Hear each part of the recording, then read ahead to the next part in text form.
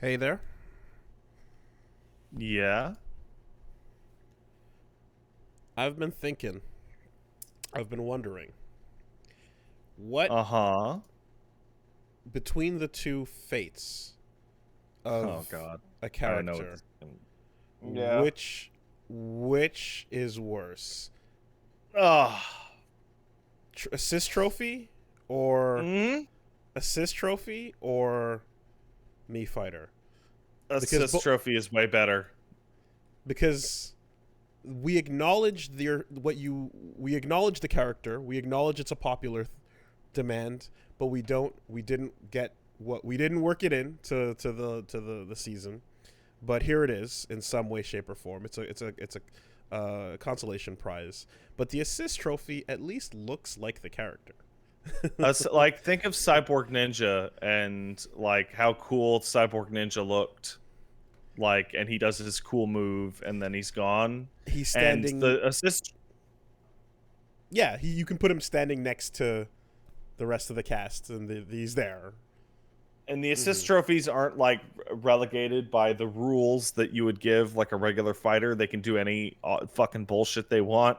So Dante could fly around the screen on a motorcycle, eating pizza, going yeah, woohoo, and shooting guns in every direction, and it'd be like a really good assist trophy. Yeah, But oh, okay, it's just an assist trophy.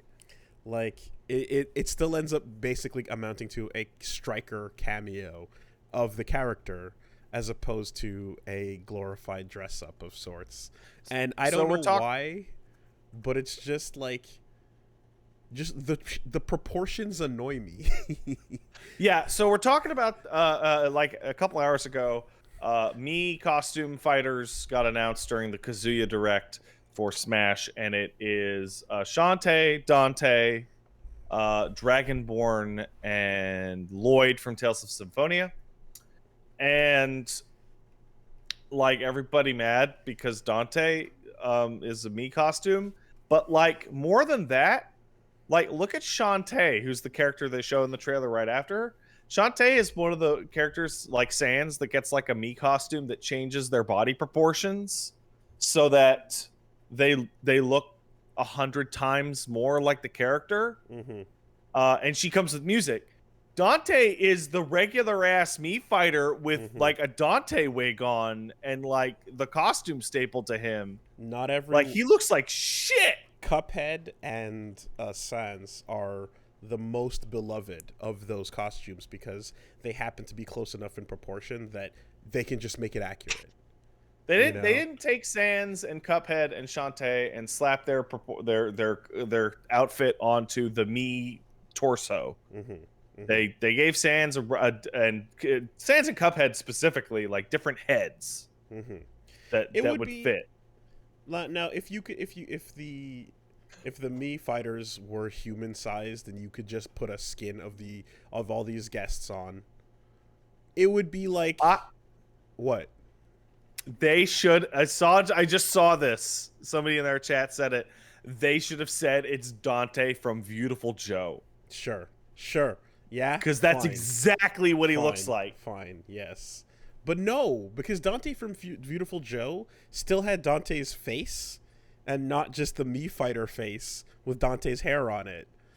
Like, Dante from Beautiful Joe still had that general head Is it reshaped, is it resized. Dino in dress up? Well, anyway, yeah, that's exactly it, right? The assist trophy, even though not playable at all, is still a more like accurate like cameo of the character that you're hoping for, and you can if you just want to like put Ninja next to Snake and take some pictures with him, you can, as opposed to like fucking not just Dante, but like Mega Man, a Zero as well, right? You want to pose Zero next to Mega Man, and it's just like, Maybe I do. what's wrong with you, Zero? What happened? Why do you look so What's wrong with your sick? face? Yeah. See, it would be a lot less worse, honestly, if like because the me fighters are get to exist in the custom character state where you can swap their moves around. And like if they were like real characters, that would be one thing. But also, and I think this has been a problem I've had with the Miis and the Xbox Live avatars for forever, is they look like shit. The proportions and level of detail associated with a Mii looks terrible in every game. So, is Miitopia the new one? I want to say Miitopia is I a want to thing. say Miitopia is the absolute complete upgrade of everything Mii related. The amount of detail you can go into on Miitopia with your Way faces better. are incredible. I've seen Way better. dead accurate JoJo faces. I've seen dead accurate recreations of not only various anime characters, but like the same shading and art style they use accurately represented. It's incredible. So like Miitopia, if that were the standard for what you could do with these, then you could get a little more creative. Specifically, the player created Miis from Miitopia, not the stock ones, because those all look pretty much the same.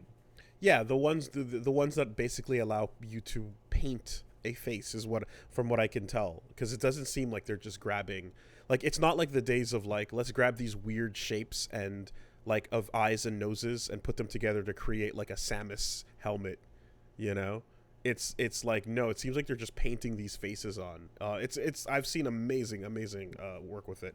That would have been really cool. That would have been fun. But Now, yeah, I mean, to be fair, me and you sitting here going, "Oh, can't believe Dante's not in," as people who, like, I don't know when the last time you touched Smash Ultimate was. I assume it was on a Get Into Fighting Games or with Reggie like 6 months ago plus. whenever yeah. I No, exactly. I literally don't even know. No, it's at this point, the like, again, the Smash Oscars conversation Yeah. has been most of our lives. More than Yeah. half of our lives have been spent talking about which video game character deserves to make it into the Hall of Fame.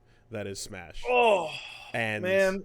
nothing's going to take away the fact that the back half of Ultimate just gave unexpected love to fighting games and Bayonetta. You know, that shit's cool. That's not going to change. But yeah, no, I think it's just Confirmation bias, the video game. Certainly.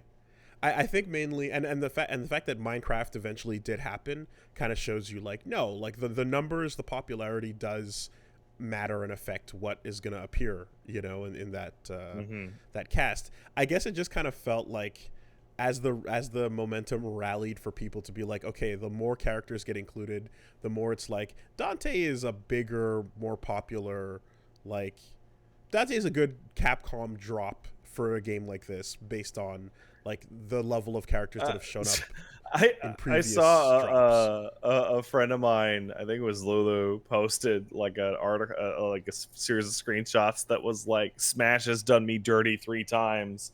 And it was photos of the Dante, Travis, and Monster Hunter Mii costumes. And it was like, I mean, like the amount. But like, it's like, but my for me, expectations and shit like that, it's like, it's always like up in the air. But it kind of changed. Like when Cloud showed up, for example, I was like, okay, so Cloud was like one of the first of that new extra. It was the first of the like season passes or whatever it was, right? Where you're like, this is a high profile Mr. Video Games ass character, and then you had you had Ryu. I don't know if Ken was there at the same time or was there yet or not, but either way, there was like a level of like, okay, Dante would be a stretch to expect at this point in time, you know. But that is a lot of Capcom. Yeah, already got 2. But then, you know, Joker comes along and Dragon Quest and all these other things. And you're like, oh shit, no, then Terry Bogard, and you're like, yeah, no, they're willing to represent whatever, you know, they're down for it. So that it just kind of made it seem a bit more like believable as the roster shaped up post release with those drops. But anyway, No Dante. Do you think the It is what the it is. last person on the roster is going to be like, oh yeah, that makes sense, or that they would have like saved, like not the best for last, but like saved a real pop for the last person in the Fighters Pass? Yeah, so the jokes aside that it's gonna be exactly Nero or Virgil, actually.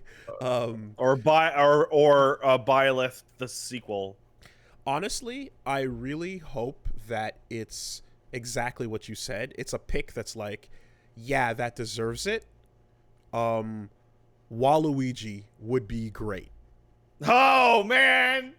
To me, Waluigi Oh would be man! perfect. I'd have zero bad feelings about that. Man! Cuz you're like, yeah, People be of course, you know? people would be so mad. To me it would be an of course. I'd be like it's weird that he's not there. Let him join the fam. But what if it was Goku? I get like, yeah. What if it was what if it was Goku? What if it was Scorpion? Dude, that would absolutely be completely appropriate. Tired of this shit. No, like if it's somebody who you just go, yeah, that makes sense, then that'll feel good. Are there any obvious Nintendo mainstays that have gotten overlooked? I mean, if fucking Detective Pikachu, Takamaru, you gotta really stretch at this point, you know. of the core Nintendo franchises, I can't think of anything that is really genuinely missing. If I had to pick like the last for the pop to really like bring it home, I think it should be John Halo. Mm-hmm. I think yeah. I think that would be okay. Let's end off the Nintendo Ultimate franchise with the mascot of another company's. Yeah, that's totally. That's good. Why not?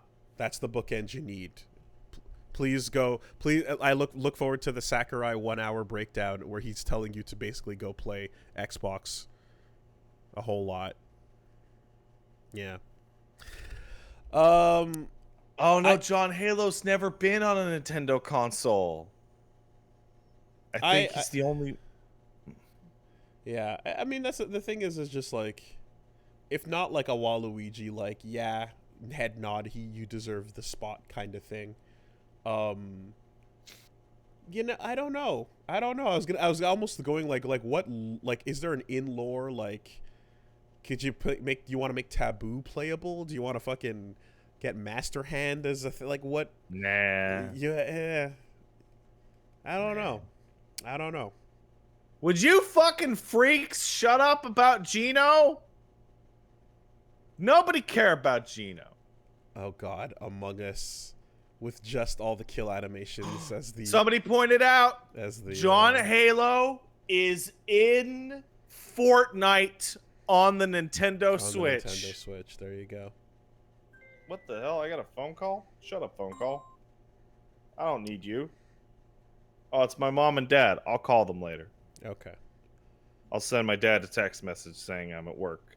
Like I am every day, Dad, for the past like 7 years. You know, Wonderful 101 as a me costume, at least proportionally, would have made sense.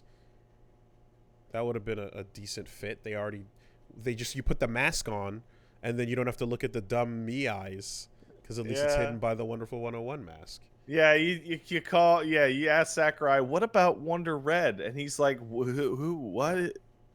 What? Who? You know what though? Like off of just like cool game picks in a way, like less obvious but still like out there. I'm really surprised Bomberman was never made into a character. I really would have thought Bomberman would have been in the legacy of like all the other mascots. I think our adoration for Bomberman is an adoration of years past.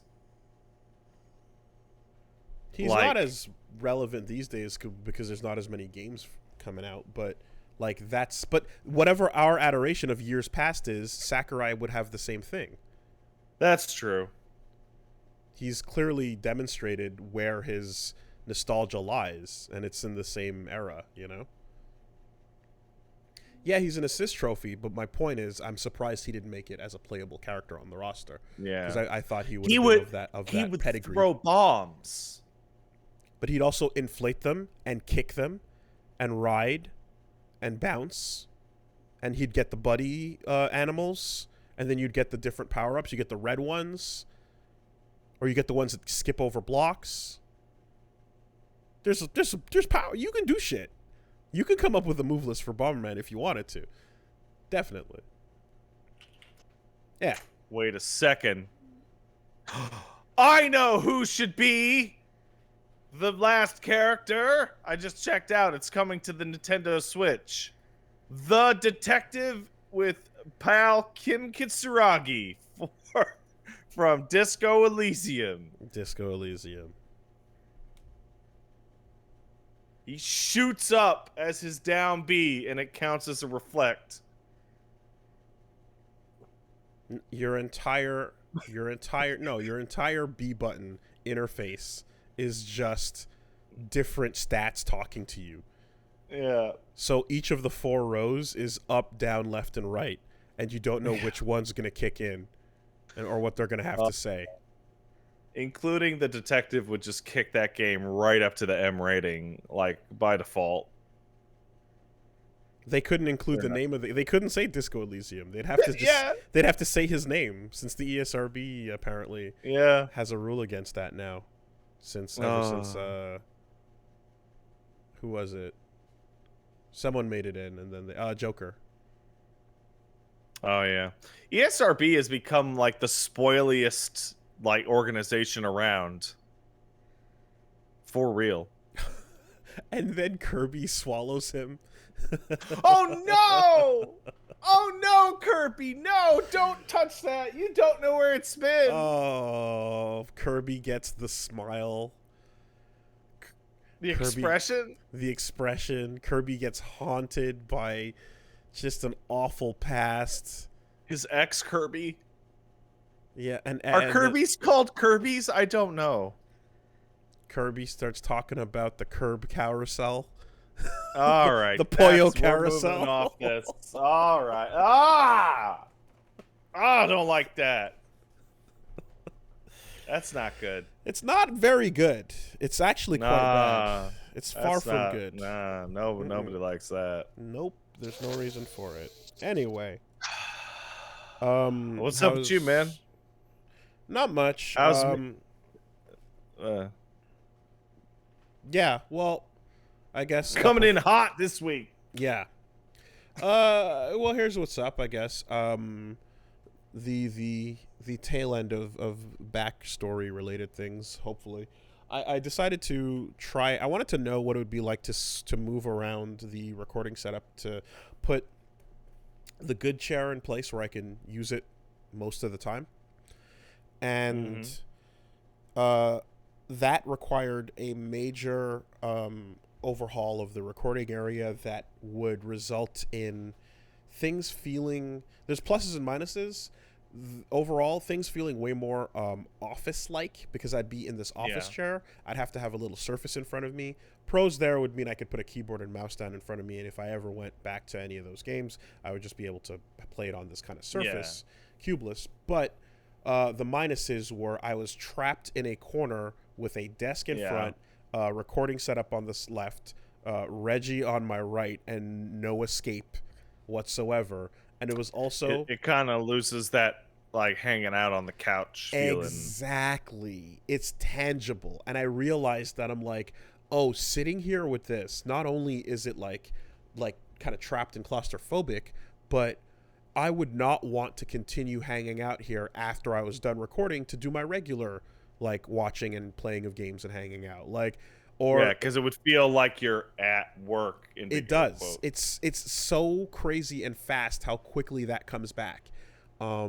Furthermore, Like to have to sit on two office chairs like with me and Punch Mom, like watching Netflix or whatever, like that would suck. that's romantic. That's good. So yeah, like almost Like immediately realized how bad that would be.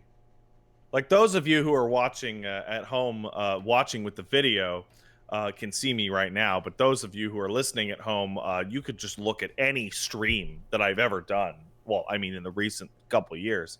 Um, I'm at work right now because I have the microphone in front of me. And now, as I move the microphone away, I am no longer at work. Mm-hmm.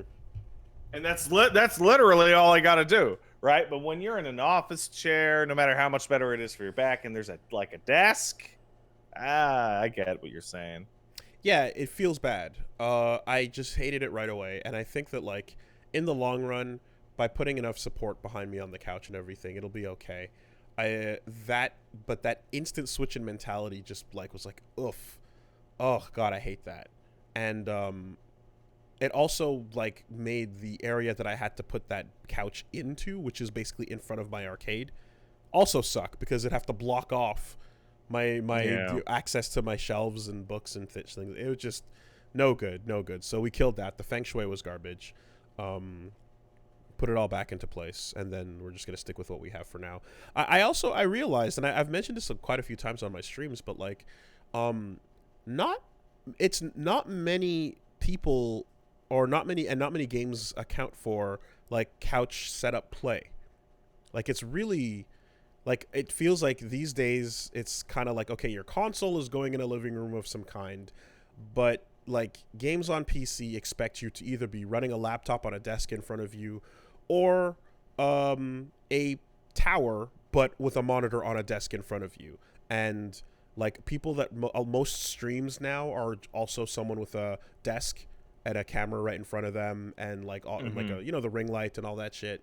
And so Yeah, like Paige has got that set up upstairs. Exactly. Right. That's kind of the thing. And so the thing that we've done for the last decade or so, which is like throw a camera in front of a living room setup and just couch it, is more and more rare. So I've been fighting the battle against the PC game I'm playing being really mad at me for playing on a television for many years now. FF14 originally had they had text size options, but they didn't have text size options for dialogue boxes, which is originally, like bluntly, the reason why I ended up getting bigger and bigger TVs and sitting closer to the screen, because like I could not read what the fuck was saying. Yeah. There are games that like you have to go into the compatibility options and change the display scaling for like almost every new game, because my Windows thing is at 300% so that I can read my desktop. Yeah. Like it's really frustrating. And like I don't bring this up because this is like a new observation. This has been the case for years. In fact, I like for the longest while I've been like, aware of like how much no one else is really doing this kind of setup or presentation and thing. But like despite, and I understand, like you just mentioned, there's reasons why, but I like it.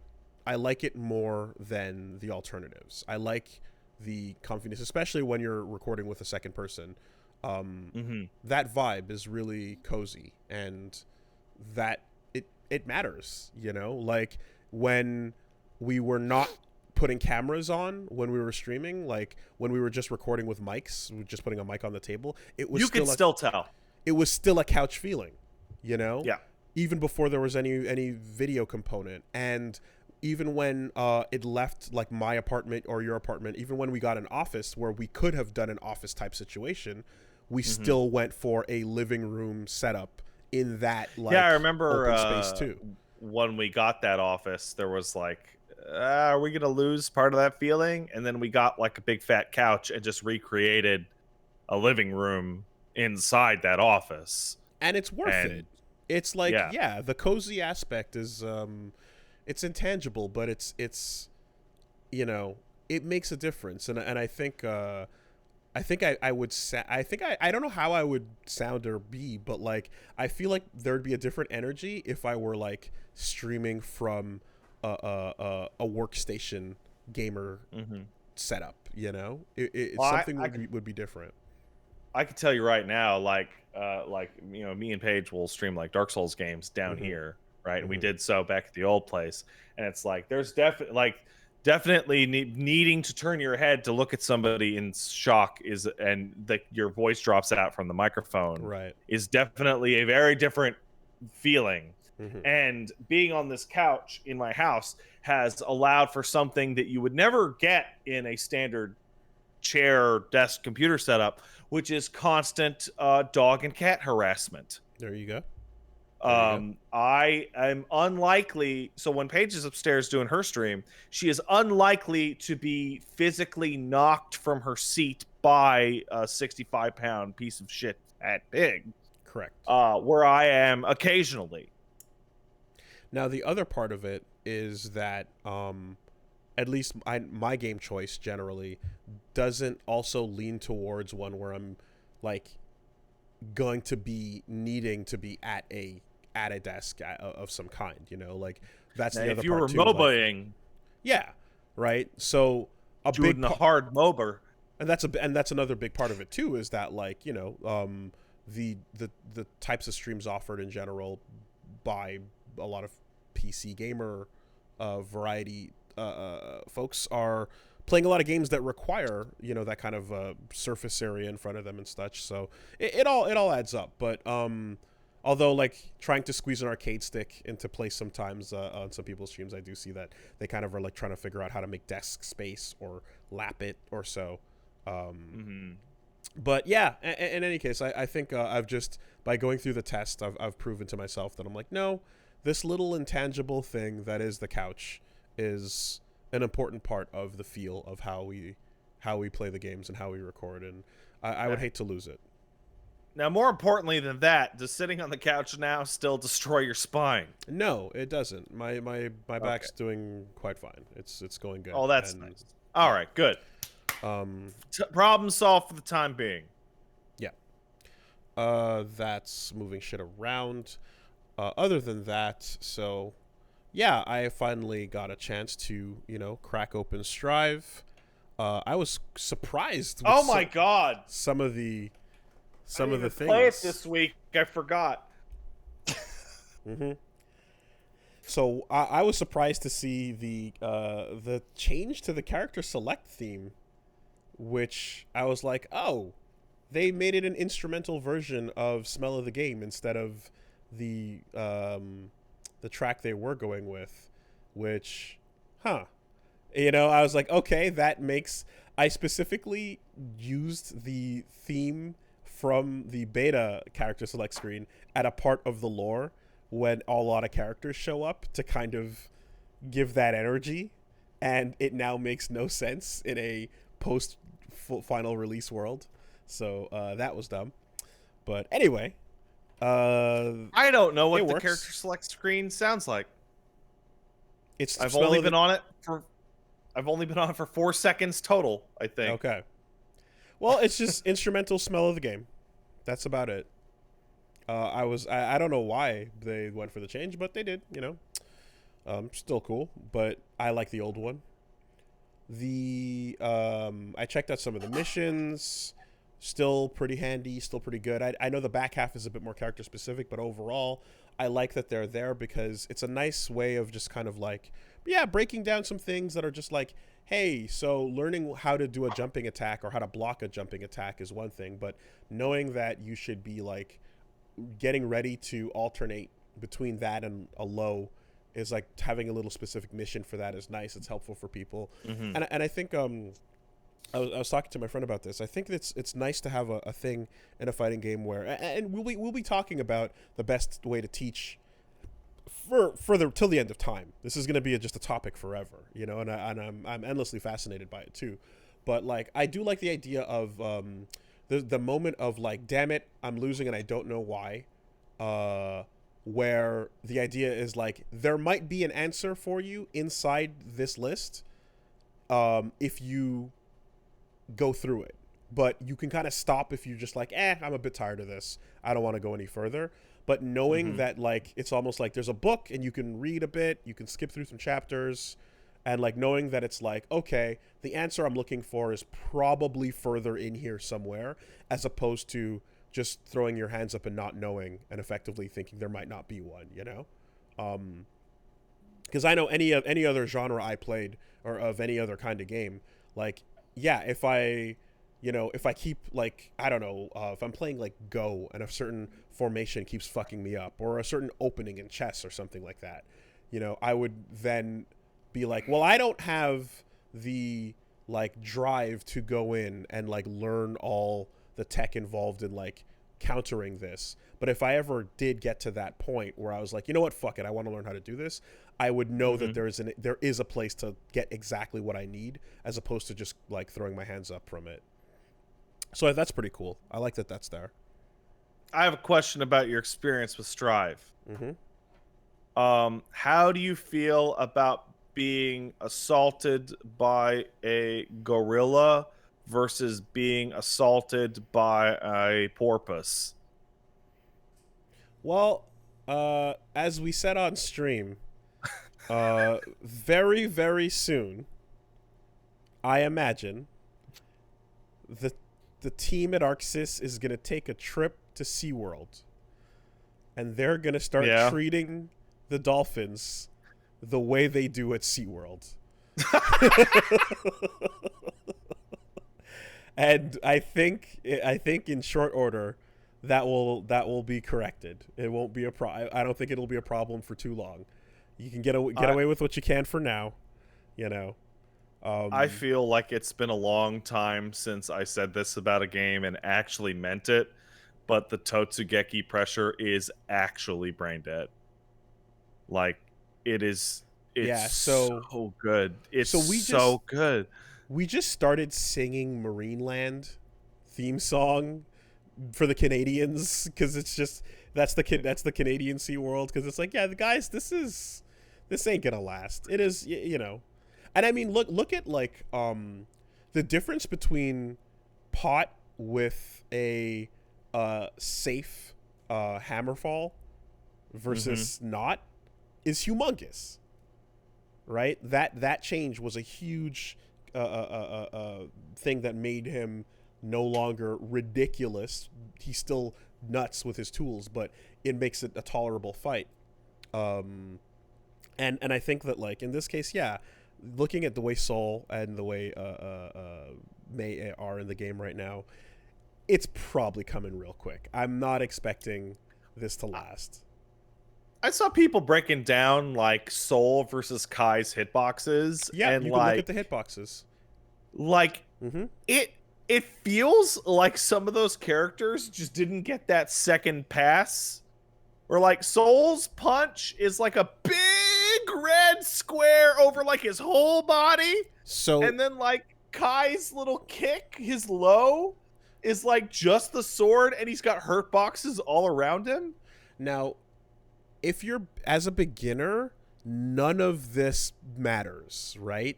But when it comes to the way hitboxes and hurtboxes are designed, you can choose to make a character like better or worse depending on if they have a big old swinging button and like whether or not you can hit the big thing they're swinging at you. Is there a big red box with an even bigger blue box around their sword? If so, then like you can check that really far button and they can't just do it whenever they want. So a really classic example to that is if you were, say, playing Street Fighter 2 Turbo and you were just mashing out random Shoryus in the corner and Dalsum tries to punch you, every now and then you'll just knock his ass down from complete full screen because his fist has a hurtbox on it. So this is why Faust struggles with some of his longer range things, is because you can challenge them with a normal button from your range and actually hit him from really far away, because you can hit him trying to come in on you, like you just described with Dalsum. When Soul does his big old fucking when he does his business maker, his goddamn forward H, his 6H or whatever you wanna, it's just like all red. There's no part of it that you can hit. Completely disjointed. Or 6S, excuse me. It's completely disjointed from his body. They're both great, actually. 6S and 6H are fantastic. One is a big swing. One is a stab downward at the ground. And when you look at them, the red box is just a separate on its own entity that is like in front of him. And you have to be basically reaching past that to get in on him or to stuff the button out, you know? So it's fantastic. And yeah, he's incredible at this point in time, for sure. I'm overall finding that that balance with Nago, where the blood thing is there, is like I'm fine with where they stopped it. It's a weird thing, but it's just a mentality to get into, and like it really, really, really. He's a character that's like, because there's moments where you have to be extremely defensive. He forces you to be amazing at like just blocking. If you're good at like blocking in, say, Dragon Ball, or if you're good at blocking in I would even say like, Third Strike, like if you're good at just like getting out of really rough mix-ups, you can play Nago well, because like he goes into an extremely lame mode where you just need to rely on your big heavy buttons, but if you fuck those up, you're gonna eat a lot of shit. Nago seems really bizarre because it feels like they made a really good character that had good shit and cool like boss shit, like the teleport and the little spin he does that's like zero on it, and like the huge fucking normals, and they're like, this is probably too good, should we tone this down? And they're like, I don't want to tone it down. I want it to stay super good. Well, what do? Why don't we just make a state that he just dies? Yeah.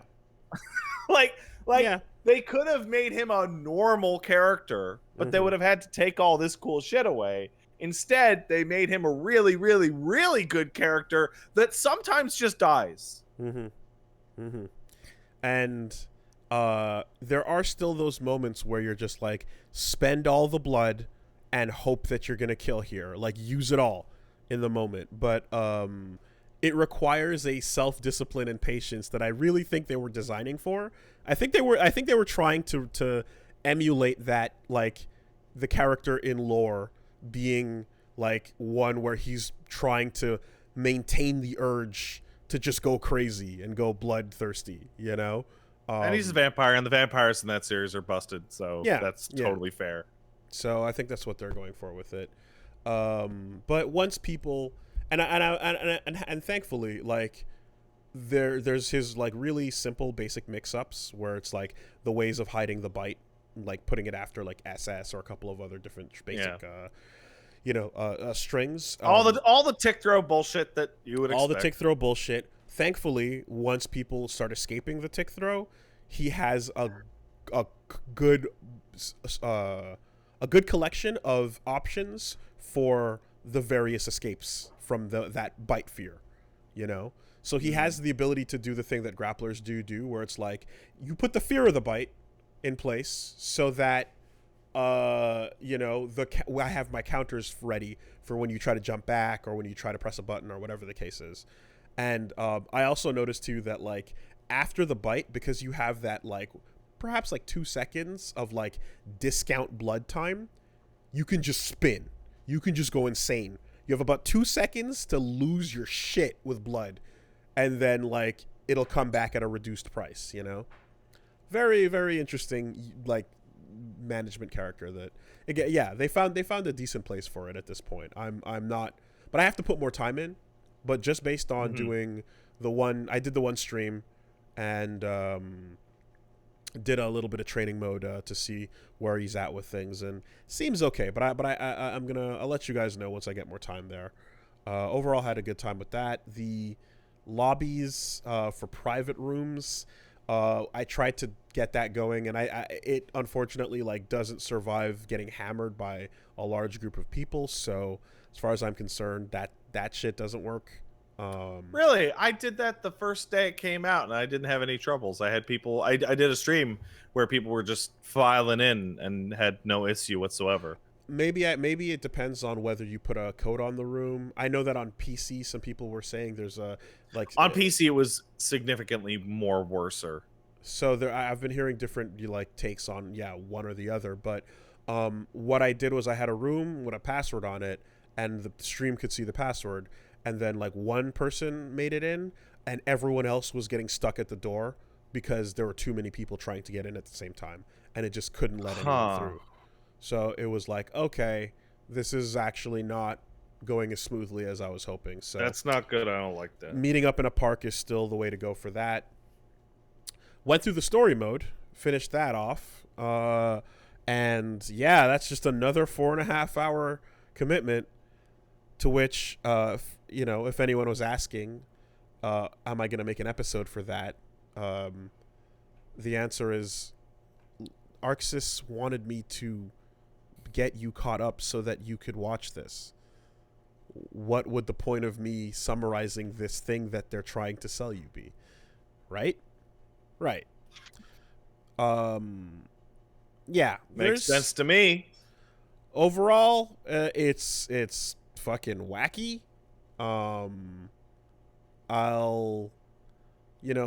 not gonna get into any spoilers or whatever. Like if we ever do down the line, then we can put that at the end somewhere and have a little segment about it. But it's as nuts as all the other episodes have been up to this point, and leaves me with a ton of questions, but also kind of it confirms that like the writing style of this game has not changed ever since like X and Double X, where they will put in a sequel hook that they don't have a plan for yet, and then just construct the other end of the hook for later on and try to fit it back in together, and sometimes change their mind about things. For example, in Guilty Gear Double X, when Axel meets that man, they go, yeah, you are related to Raven somehow. Oh god, that drove me so nuts. You're like me. We're like the same. There's another from a different dimension or something. But it's something else is going on. And it's like, what? Okay. And then they just hard fucking ignored that. And then what if just nothing? Nothing. And then I think in an interview, like, Daisuke said something to the effect of like, yeah, I didn't write every line of the script for those characters. So some stuff kind of just happened, but that's not what was intended, and there's a bunch of other things like that obviously I had to, I encountered and served as a very confusing way to it was confusing to explain certain things, and I did my best with the lore, but yeah, thank you. Sorry. So it was really, really weird to see these little things, and in the story mode you're seeing at least 2 or 3 major ones where they're like, you sprinkled a little thing here, you left it open, and then you came back for it, but you kind of changed your mind about some of it. Mm-hmm. It wasn't quite the, look, Balrog finds a child. Now that child is Ed. Right. It would be like, Balrog finds a child. What happened to that child? He ate them, and we'll never talk about it again. No, not even. It's more just like, now Balrog is insanely rich, and it's like, how'd you get all that money? What happened? Don't worry about it. And then you're just like, where's the child? What child? What child? It's like that. Just a weird like, oh, okay, we can connect these dots, I guess. You can write any story if you're willing to skip steps in the middle and then just say it happened, shut up. So yeah, that may be more details in the future. One thing that's really consistently coming in on the messages of the final, after people are wrapping up Guilty Gear Lore episode 7, I've noticed a surprising amount of people going, this shit is fucking nuts. Thanks for making it make sense. still, as insane as it gets, it's way more sane than Kingdom Hearts. And I'm like, I'm gonna blinking, like I can't believe that. But multiple people have said it. Multiple people have said this is, as insane as this is, it's still more sane than Kingdom Hearts gets. I as somebody who has flitted back and forth between these two, I will say they are different levels of confusing. Guilty Gear just wants to make up a bunch of new shit a million times and go, now there's a magic backyard, or, you know, what have you, right? Kingdom Hearts' issue isn't so much the actual events that are occurring. Kingdom Hearts' issue is primarily a language issue. Translation? Too many different things are named the same thing. Too many things are the darkness, are the Keyblade. There is a different Keyblade that is the Greek symbol that looks like an X that is pronounced key, that is a double super Keyblade because that of the you pun. would read as X-Blade. Crossblade. Okay? If I could explain to you in one sentence where 80-90% of Kingdom Hearts confusions come from the language, I would tell you that it's a series about hearts, the heartless, and nobodies. Heartless are the remainder of someone's heart after their body disappears, and a nobody is the body of someone who has had their heart stolen. So heartless are only hearts, and nobodies are only bodies. Their names should be reversed. It's stupid. It's a language problem. It is overtly confusing. Okay, so it's not the events occurring or the characters and their actions, it's the nomenclature. Well, I mean, that's all confusing too. But Okay. like the number one is like the amount of different properties that are labeled as literally only the darkness is like the darkness has like a different definition per game. Now, is it because you're just supposed to think of it as the bad stuff and never go further than that? No! It's all like there's probably a document somewhere where this is the darkness that happens when someone is Norded. This is the darkness that happens when somebody is taken over by the Heartless. This is the darkness. This is the darkness within the darkness. This is the master. This is the master of masters. Like, it's all like very obfuscated language for no reason. Okay, now is it doing that language thing like Keyblade shit? Is it doing that for the same reason that Kojima loves doing that in Death Stranding? Is it just an obsession with the puns and the the double entendres? No. It started out simple, and then every time it got more complicated, they just used most of the same words they already had.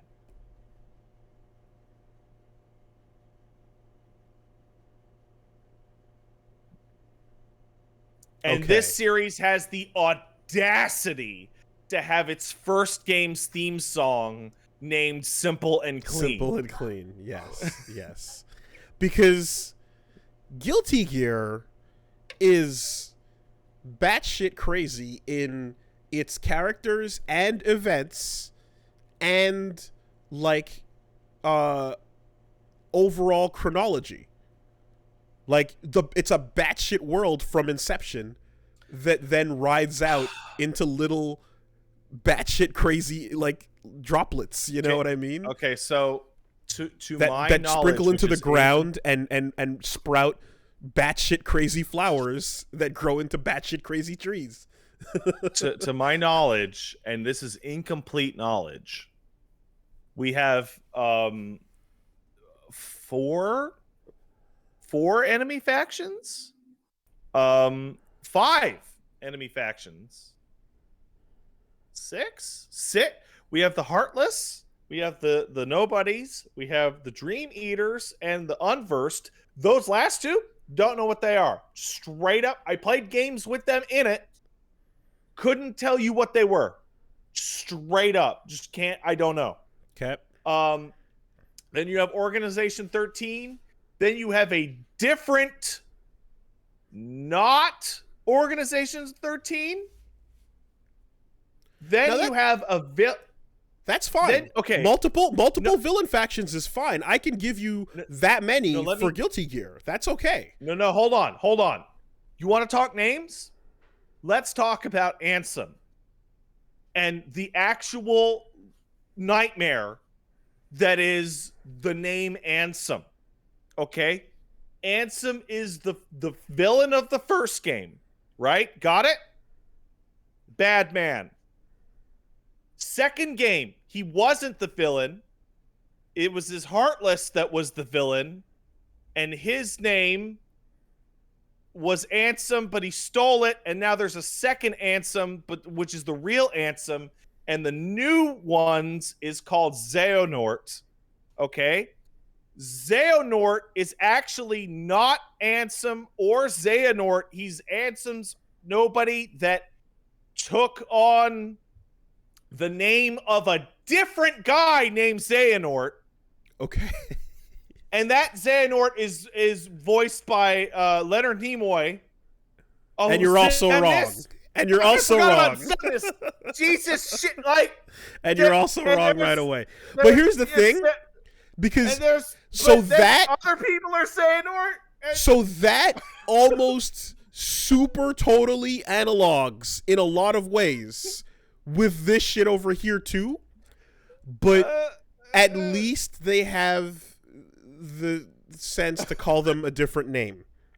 So they have different names for the things that are. Yeah, of course I'm getting it wrong. Coming out of the things. Chat, I asked the chat because there are people here. How many different characters use the name Xehanort?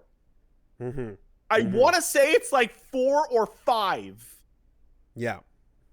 So they come up with different names for the things at those times when they need to 4, differentiate 5, them. 13 plus 5, 4, 13. Yeah. Fucking give me a break. Yeah. Someone said 6, but they're all the same person. What does that mean? What does that mean? So that is that, and that is also some Guilty Gear shit, right? Because there's a core thing that helps understand Guilty Gear that you don't quite understand until you're looking back on the whole thing, which is like there is a concept here that is, what if you could reverse Potara earrings people? Oh, okay. Oh yeah, okay. Yeah, all right, sure. I understand that. But that doesn't come up until the Exerd series starts happening. You know? Like that fucking what if Yamato actually reverse Potara earrings is Yamatoing. Wait, somebody asked, why does Organization 13 have 15 members? Is that real? Is that a real thing? Are you serious?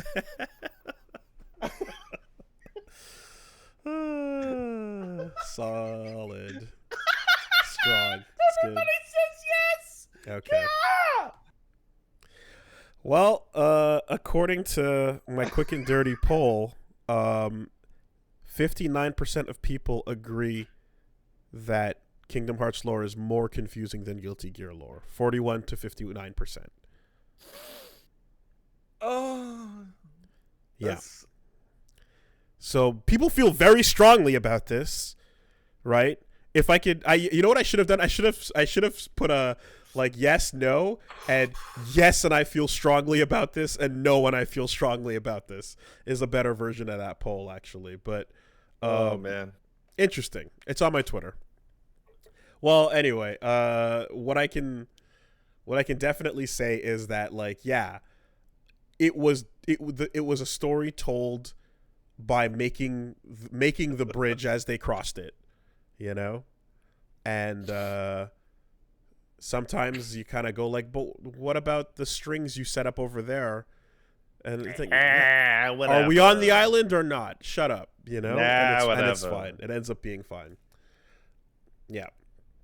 I do look forward to seeing if they add any sort of like second season epilogues or things like that, because there's some pretty cool like things you can do where you just have characters in their downtime that I like about modern Guilty Gear that you could do here. People who didn't show up much could just have little scenes of, you know, what are they up to? What's going on with this person? Character What kind of building, pasta etc. Axel eating at some restaurant? Yeah. Give me a dinner with Axel. Come on, just shut up. Just give me. Some of the strongest stuff in the Exert series was the epilogues, and there were all just characters hanging out having conversations, you know. So, some of like that. I would just kill to see like an OVA of like King of Fighters, and it's literally just a bar in Southtown, and it's like Kyo takes Shingo out for drinks, and they're pitching about Iori. Just make a movie or make an OV. Yeah, just make it called Pow Pow Cafe, and every episode someone comes through, and a different thing happens there, and Richard Meyer and King are working. Absolutely, yeah, that's it. Because they already tried the Another Day and the 3D one, and then the other one, and they did a couple of these things, but yeah, that would be the angle. Absolutely. Just fucking Ryo and King are out on a date, and the Kyokugan school is getting into fucking hijinks in the background, like that KOF 11 ending. Yuri is trying to like give Ryo advice on how to not be a weird karate date man by secretly whispering and trying to, send tips and things. Hijinks occur. Mr. Karate's the waiter. It's like it's a whole fucking shenanigans. Post Geese, like Howard Connection people have to find jobs. You got Hopper coming in, Billy Kane trying to figure out, yeah. Absolutely. I would just love Mai to see, is there like, every episode getting sloshed at the bar. And he won't fuck me. My fucking eggs are they're going. Oh no. Why won't he love me? And it's Solid.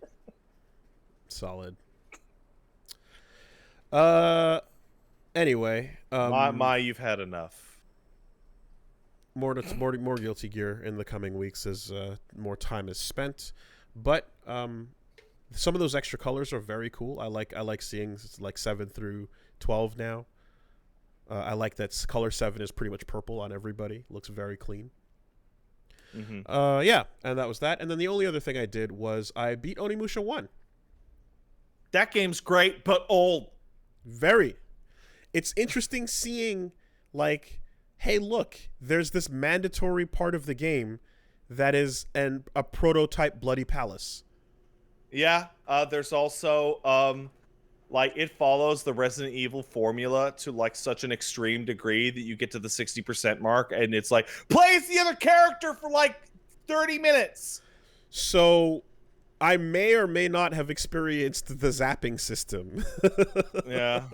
Because you play as her, and she has no healing mechanic, and she has none of the shit that makes Samanosuke like survive in this world. You're supposed to just fly through it in like a half hour and be done with it. There's no point even fighting with her. There's no incentive at all. You're not rewarded with anything you can use. She's no experience. A ninja. Like, what a fuck up. Just man, you got to play Onimusha 1 many years later. So I'm so excited to talk to you about what I may believe to be the shittiest ending to a game ever. So I'm willing to say that technically counts as a DT before a DT. There's a devil trigger in Onimusha before there is a devil trigger in Devil May Cry. You're totally right.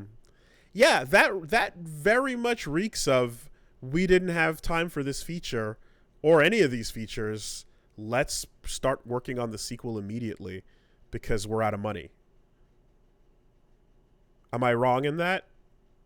I don't know about out of money, but like you can see where they spent some money in that game, in that opening cutscene, which won that SIGGRAPH award because it was the first mocap cutscene to have 6 actors in it simultaneously. And then the opening cutscene for Onimusha 2 won the next SIGGRAPH award it was up for because it was the first time a horse was ever mocapped. Okay. So that would mocapped a horse. I mean, and 3 is legendary. And 3 3 won its award for being fucking awesome. One of the best of all time. Yeah. I mean, not to take any fire away from Soul Edge, but yeah, no, that's what it's known for, Onimusha, definitely. Playing through it now, though, I mean, I do appreciate the various Isen systems. I didn't grasp them until like later on in the game. I think there's a bunch of stuff that as well was, you know, there's a bunch of stuff that was like, well, it's a Resident Evil game, and I was like, yeah, that doesn't help me because you never played one of the fixed camera ones. You know, like thank you for this piece of the sentence that means nothing. So hey, congrats! You played a Resident Evil game, in my opinion. Sure, I put the stupid like stick in the wall, and then it made the thing move. I did that puzzle. It really is just a pure Resident Evil game with just melee instead of guns. Mm-hmm. There's a couple of things that are just like, yeah, this would have been fine, but like just making it like, oh, like some rooms have infinite spawning enemies, others don't. She has no way to heal. She has to use your consumables, but there's no incentive to kill things. The quick switching, which was like not intended because originally you had to pause the game and switch weapons, and then they put a quick switch in there, but you have to be standing still to use it. So then you end up having these moments of like, oh my god, like, guess I'll kind of run over here and die for a second because you have to fight an aerial boss that's a bee by switching constantly between your bow and then the melee things on the ground. But well, you used to do that in the menu. So the intended look of that fight was to see the pause menu every 5 seconds. And that's right. And that's terrible. Like a goddamn Resident Evil boss if you were bad at it back in the day. That's not good. I don't like that. So anyway, but I hear all of that improves going forward. Onimusha 2 is a quantum leap forward. And the one that's the most obvious is that it invents the chain Isen.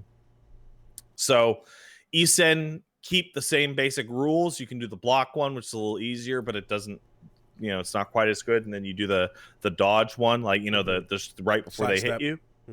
But you gain the ability to charge your weapon for like special attacks, you know, like, you know, a big sword swing that's like a big slam down. But if your weapon is charged and you Isen, you can do multiple chain Isens to enemies throughout the area, depending on how much charge you had. And if you have level 3, you can Isen every motherfucker in a room or a boss like 10 times in a row. Okay. So you get into this thing where you're holding charge for 10 seconds, and then you're waiting like, I gotta hit it. I'm gonna hit it. Okay. And then if you do, everything be dead. And can you Isen bosses? Oh, yeah. Okay. You can Isen bosses in the first game, too. It's insanely difficult. I thought you couldn't, and I was told you couldn't. Because, okay, maybe my memory is incorrect. Because Isening doesn't kill bosses in 2. It just hurts them a lot. Which, that's cool. That makes sense as long as you can, essentially. But yeah. And then 3 is like A+. And it's never been ported to anything. It's infuriating.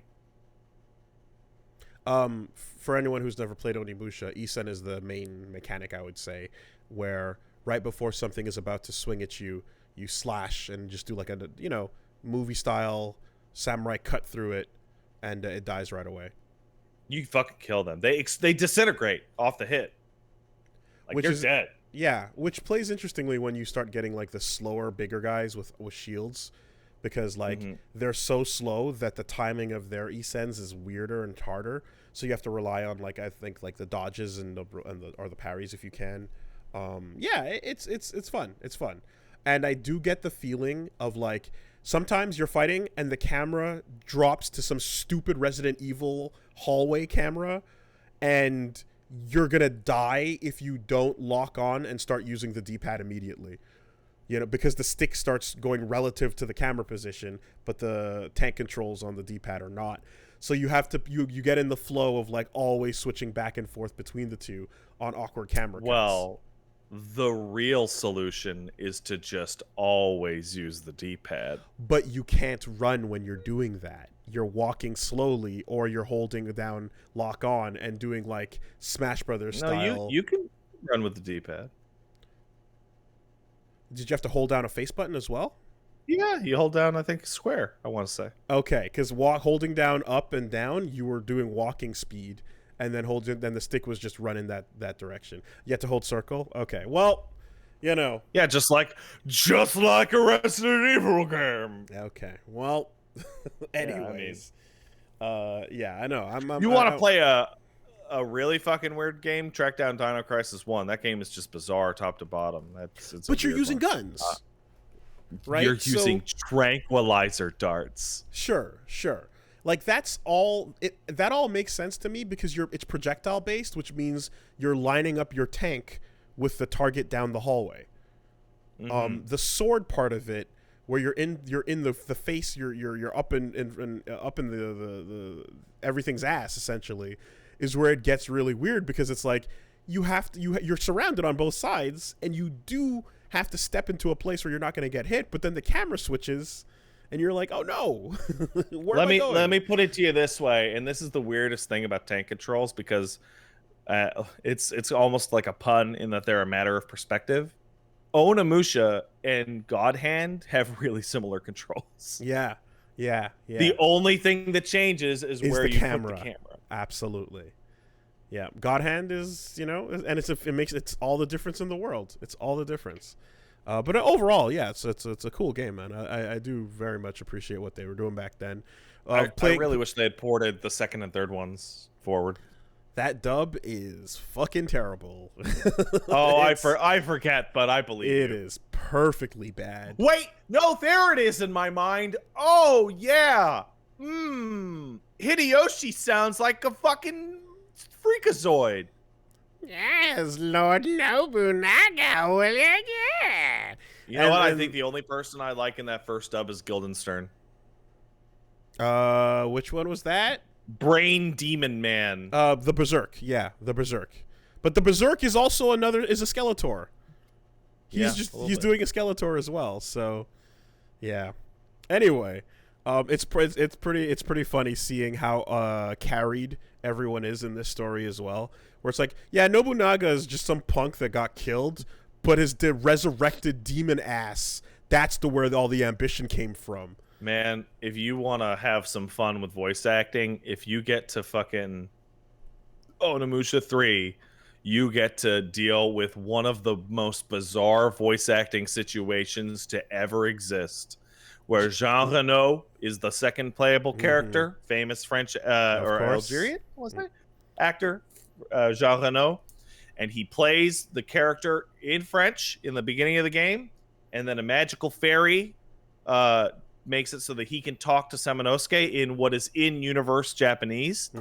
And Jean Reno just refused to do any English voice acting. He did not give a shit. And so it is played by a completely different person who does not sound like Jean Reno and is not good at voice acting. Yeah. It is so weird. If you sign someone up for a deal like this, the first thing you have to do before any mocapping or cool pictures to get them impressed and hyped is get all of the lines down. You got to do it. You can't get left high and dry.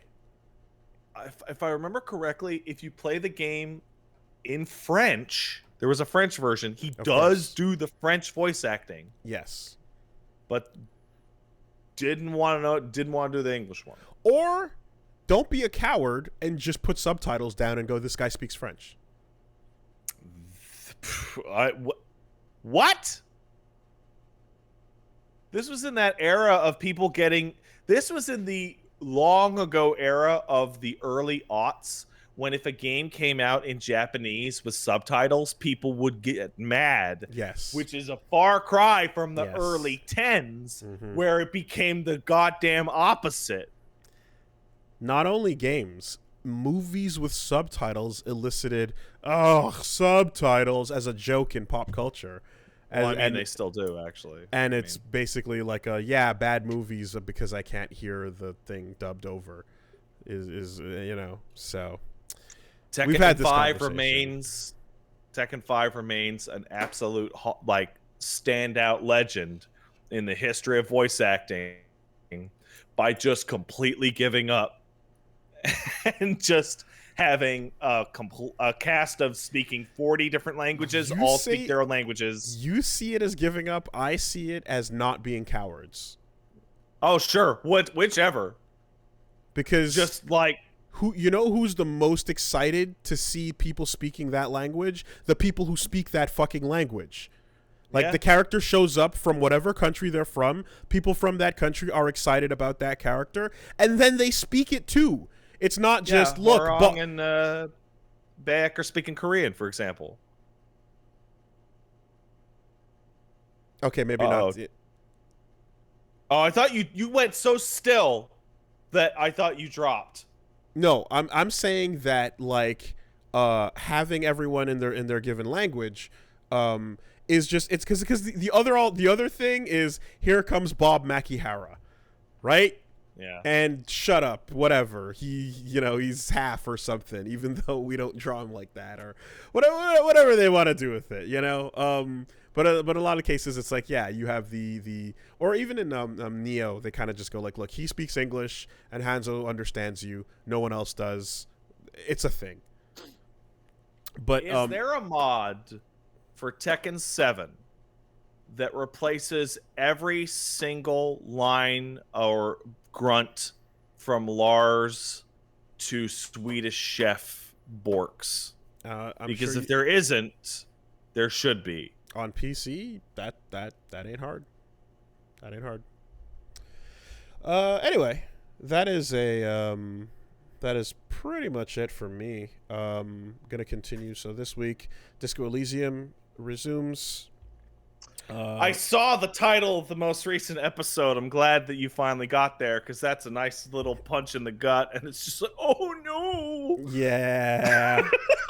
I was feeling so cool about using my skills to figure out where these tire tracks, and you're like, oh man, look at me. I'm a drunken mess, but every once in a while, my stats are like, yeah, put the trajectory together. Do the Willem Dafoe, spatial awareness cop. And then you gotta follow that to its conclusion. Oh, no. I ran into a problem. It's the moment where you're just like, do you think we can get it out? And it sinks deeper. And you're like, oh no. I ran into a problem where not too far after that in Disco Elysium, you walk into a house where there's just, first of all, there's just two kids playing outside. And I'm just like, those kids. Please be okay. Please, children, please be okay. Because so far, we're 0 for 2.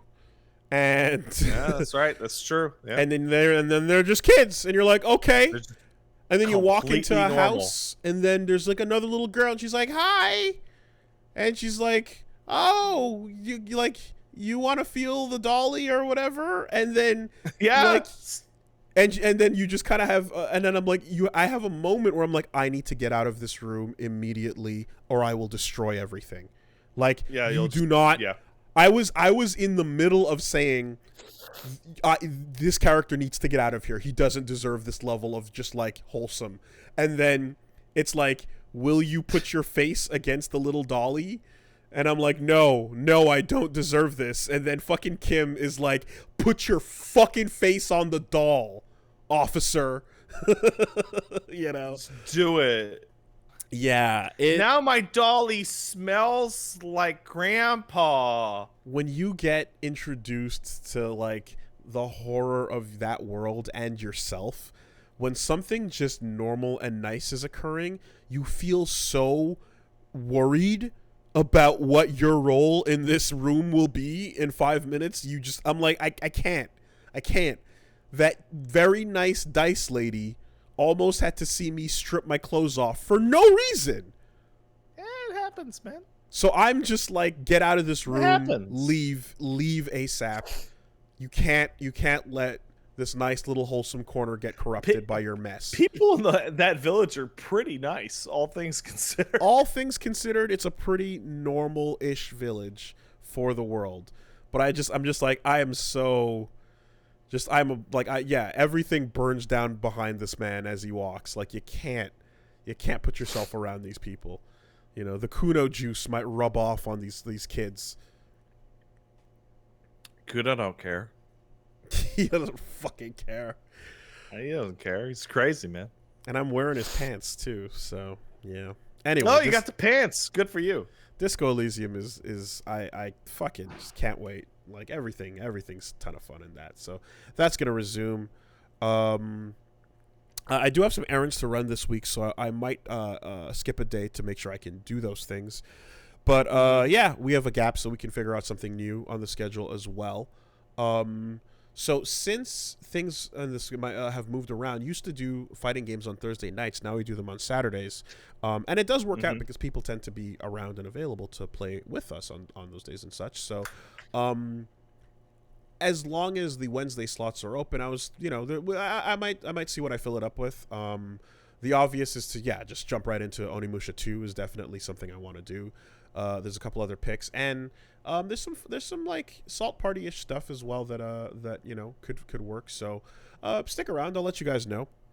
It's nice to be like able to breathe for a little bit now that the lore is off my back, and I can just like let that do its thing.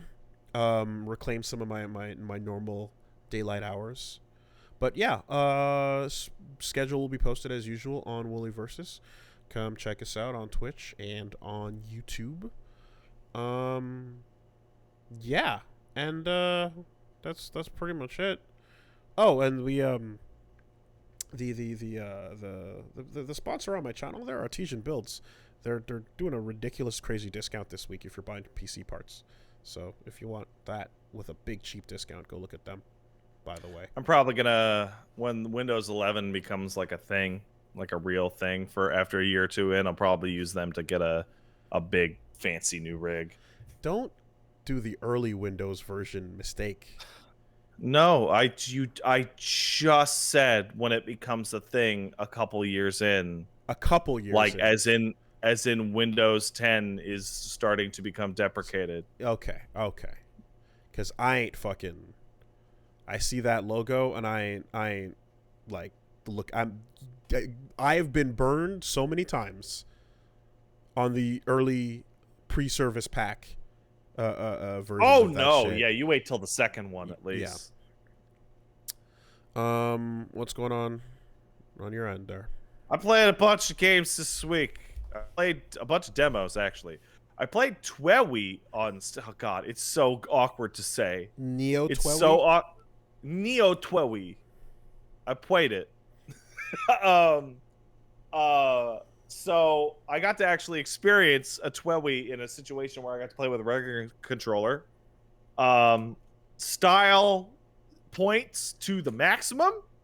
It deserves every positive thing you can say about its use of color, its character design, its music. Does the combat even resemble the old system? So yeah, actually, it really does. They successfully translated it, both awkward controls that have depth to them and pass the puck to a regular controller. Every different type of pin uses a different button on the controller. So in the demo, I had 4 pins that I got access to. One was on triangle, one was on square. Both of those were mashes. One was on R1, that was a hold and release. and one was on L2, and that was a just hold. And what you're doing is you are holding one of those buttons or mashing or tapping or charging on an enemy until it gets a break or it signals for you to switch, and then you switch to a different character because each pin is a character. Each character can only currently, at least in the demo, equip one pin. So you're doing something like using the main character to mash triangle, which is a series of slashes, and then in the background you're holding the left trigger to cause one character's pin to burn them, and so then the slashes will proc it, and then the burn will proc it, and then you're holding R1 and letting it go to hit it, and it's like a combo. It is pass the puck, and it is using regular buttons. And each pin button has its own cooldown going. Yeah. Okay. It works really well. It's very confusing to start. Like I was really just and then after the end of like an hour, I was starting to get a hang of it. Sounds but it like means that every time you get a new type of pin, you have to switch. Like it'll have some different control. Like maybe it's tap on L1, or maybe it's hold on R1, or you know, whatever. It's a cool idea, and it makes me think, wow, they could have totally ported that first game with the controller all those years ago. There was never any need for the motion or stylus controls other than the dual screen. If they could have reinvented the system. They would have had to like actually change the, you know, direct input movement and all that shit, but they could have. It didn't need the power of the PlayStation 4 to fix that first game. The one thing that I will not hold it against the game, I will hold it against myself. This is the first game I have ever played in which it was yelling at me that I was an old man. The kids are like, it's teenagers in Shibuya, and they're texting each other, and they're hanging a boot and talking about stuff and being dudes. And I'm like, just actively the whole time going, what is that? How the kids? Okay, is all right. Are you getting mad at them for being kids? Like what? No, I'm just confused. Okay. I don't know what the kids are out about. And then this guy's talking about math. I don't know what's up with that. And I felt like what I knew was it, and now what I know is not with it, and what's new is scary and confusing. Like what was with it in the first game is now no longer with it. Those super cool fancy ass kids from the first game was fucking ages ago. That's not even with it anymore. Granted, I was never with it, and I think that's part of the problem. Yeah. So that looks promising. Both it and the next game I'm going to talk about both do the thing where the demo is the first like hour or two of the game, and your progress carries over. So that's nice. Yep. That's a cool demo gimmick. I also played. I wanted to say Code Vein. God damn it! I also played Scarlet Nexus. Scarlet Nexus. Yeah. If you did say Code Vein, I would have thought you meant Scarlet Nexus. All right. So you could have just said it and it would have worked.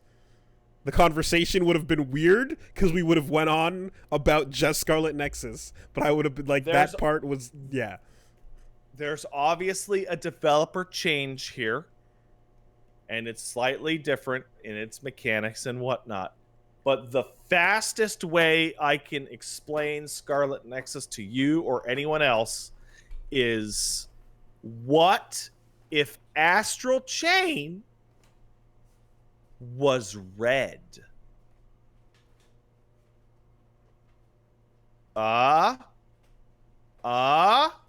Wooly left. Wooly went away. Astral Chain.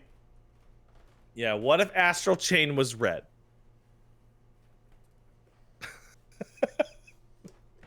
But Astral Chain is already red later on at the cool stuff. Astral Chain is blue. But when it gets red, it does the cool stuff. Well, maybe later in Scarlet Nexus it becomes blue. I don't know. Okay, does it continue? Because it seems like the trailers continue the legacy of crazy, like, dark fantasy and, like, over the top bodies and armors and animations and things, and then the most isekai protagonist ass anime faces stuck on those bodies. Okay, so let's get it out of the way. Scarlet Nexus is anime as fuck. It is anime. Do you know how anime it is, Wooly? Mm-hmm. There's an anime airing right now. Well, yeah. Scarlet Nexus. Okay. And there's a quest in the game that requires passwords hidden in the background of the anime to access. Okay? You meet, hey, look, More anime it's than the Genshin girl. Impact. It's the girl with the fire powers. Her name is Hanabi. Mm-hmm. Do you get it? It means fireworks. Firework. Okay, it's anime. As for the anime, visually it's stellar. It's styling. It runs great. It runs well. It plays well. Like, it feels good to jump. It feels good to slash. It feels good to attack. Its presentation is a really bizarre mix of action levels, which feel like, I don't know what I'd call them, like a melee version of PsyOps the Mindgate Conspiracy, if that makes any sense. Whoa. Where it's like, okay. Yeah, okay.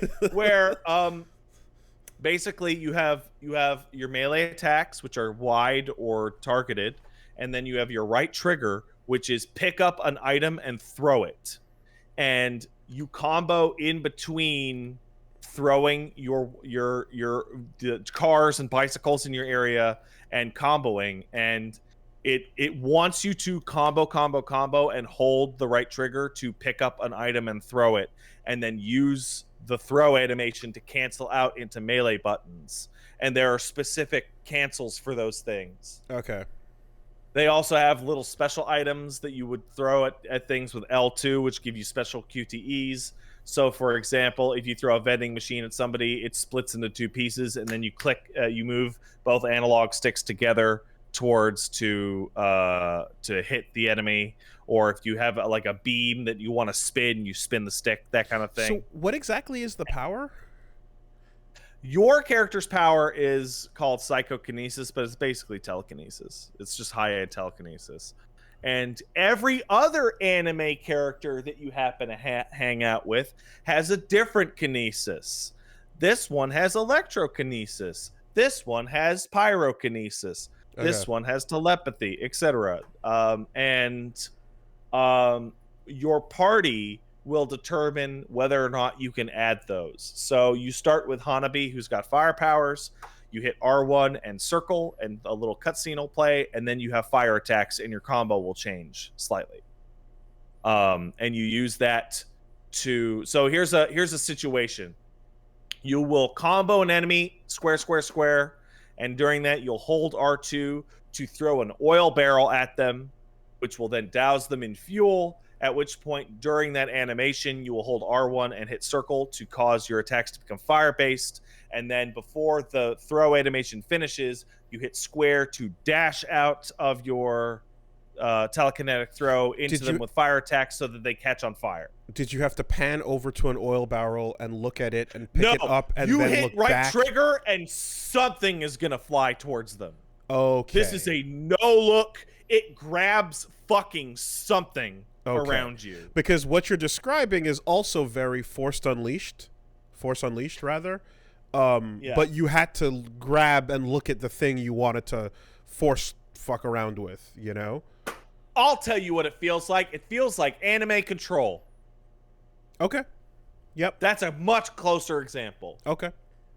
That was also like I was thinking about like some of the powers in that. Yeah, all right.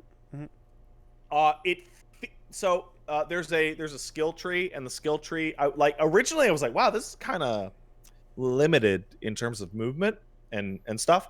There's a skill tree that expands 3 times, and even in the minor version, like the unupgraded version, I saw air dashes, I saw ukemis, I saw combo extensions where you can throw and do the back and forth like 3-4 times.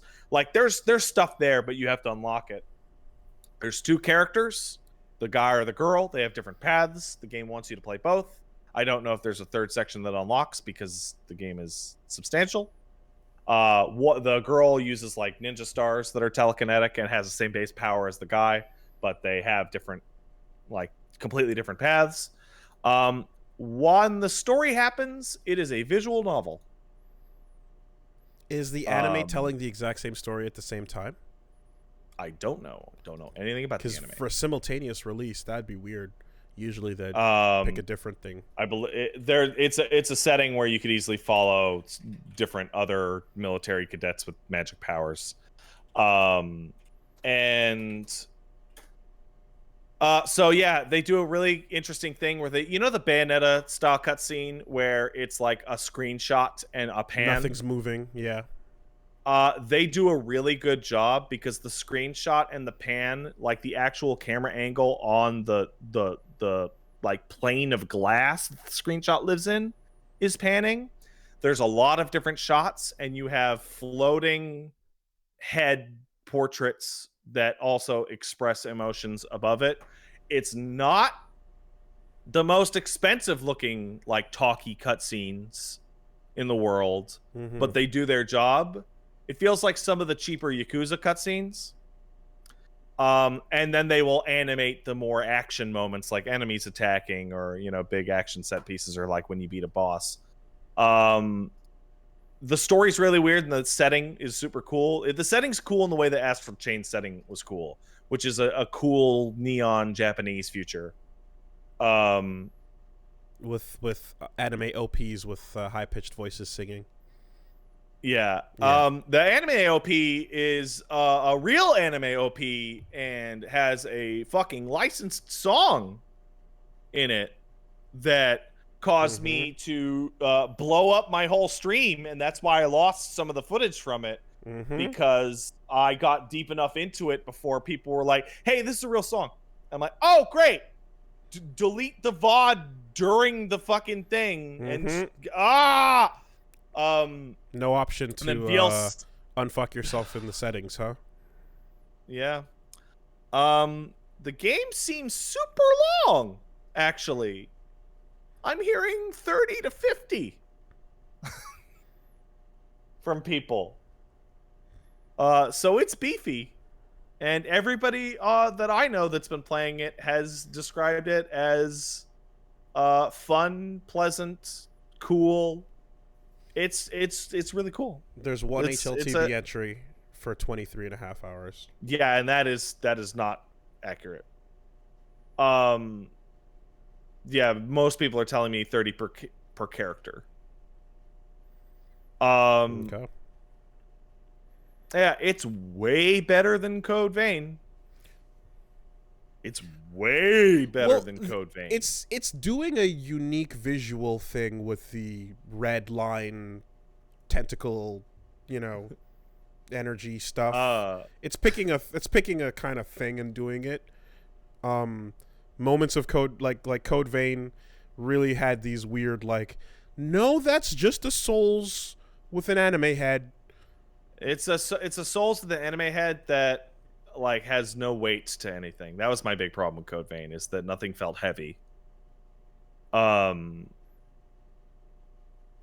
have a cool thing going on with the look of the way attacks work. So the guy has a sword and the girl has the ninja stars, and the guy has a sword and he holds it in his hand like sometimes.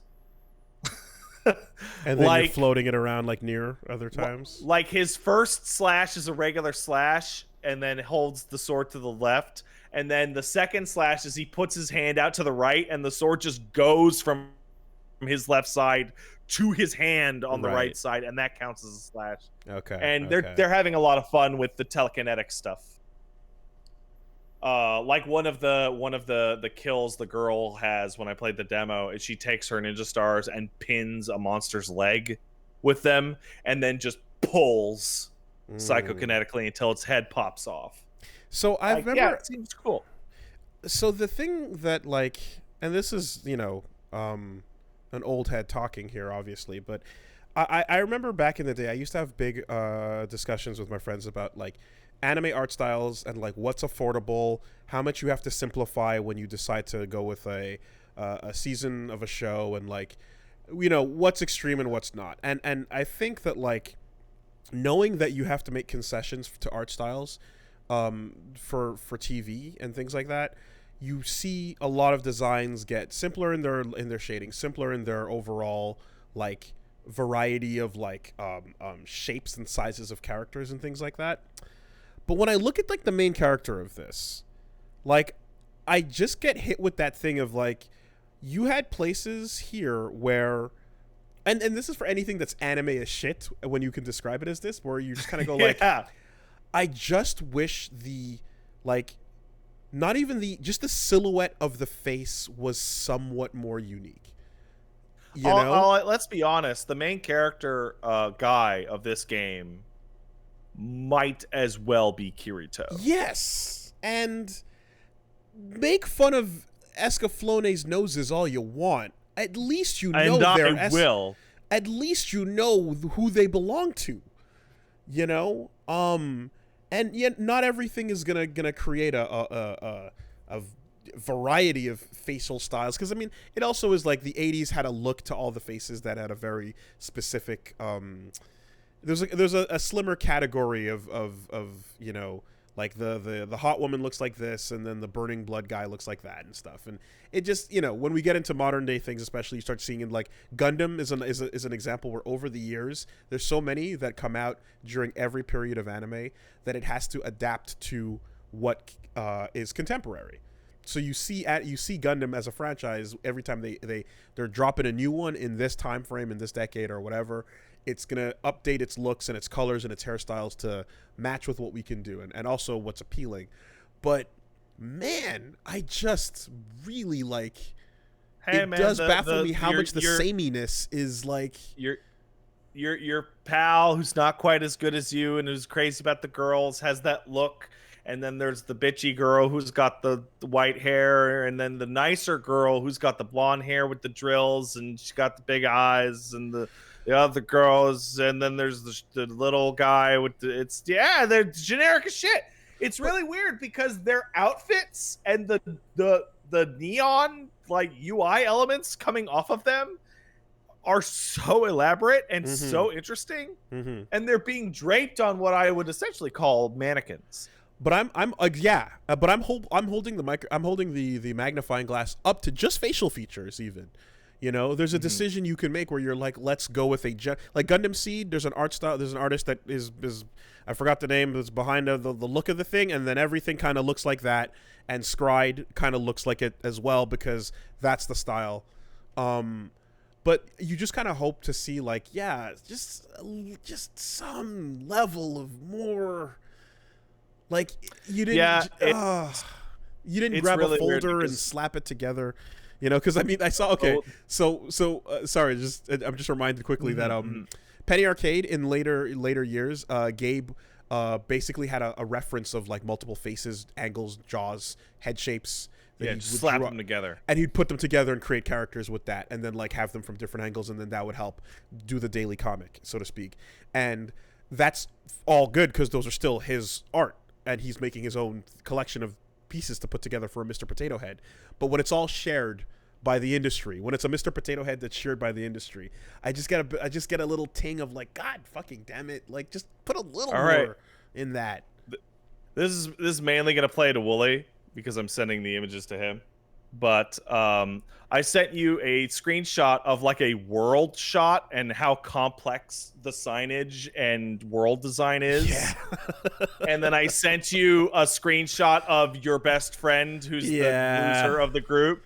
And it's like the amount of detail that goes into the environment Could be and a like painting. the weapon attacks. Could be Last of Us. Is like A+, and then the amount of like look, and it must just be a design thing. It must be what they chose. Then your buddy to do. is just an anime kid, you know, and you're like, yeah. I will say that the anime shader look that they're doing is incredible. It looks perfect. It looks great. Mm-hmm. But here's the other thing too, right?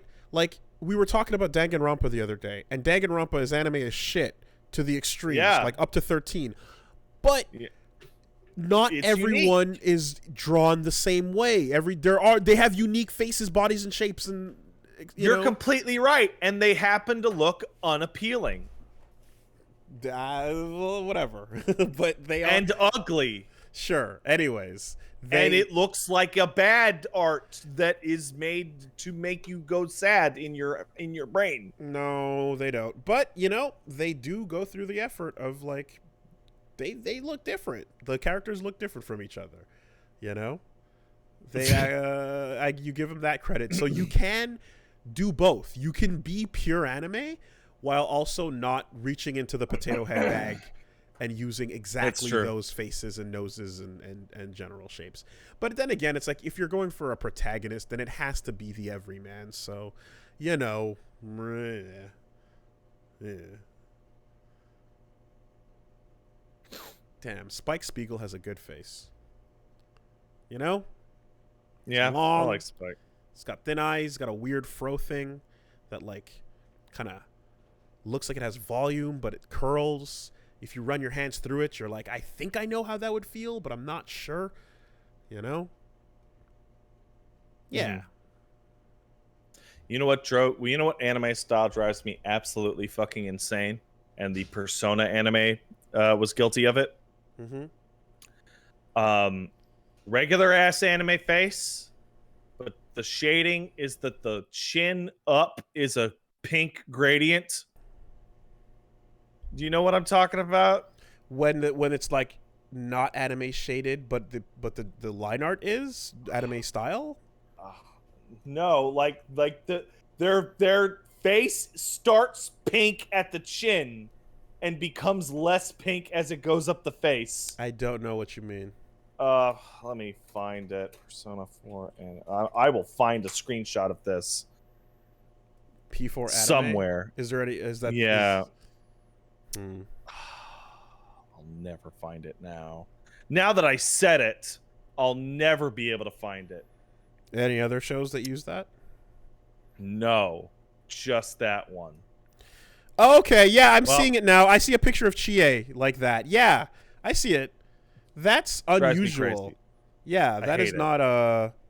There's a no. It's not going to really work for visually here, but there's a. Yeah. I just googled P4 anime, and then like you scroll down a little bit, and then you can see like screenshots of like, yeah, their mouths are tanned, but their eyes are not. Yeah, okay. The first group shot when you go to P4 they all have anime. They all have it. Yeah, Every single character in that shot has it. It drives me fucking crazy. I don't know this style. This is not a thing I've seen anywhere else. I'm not familiar with this.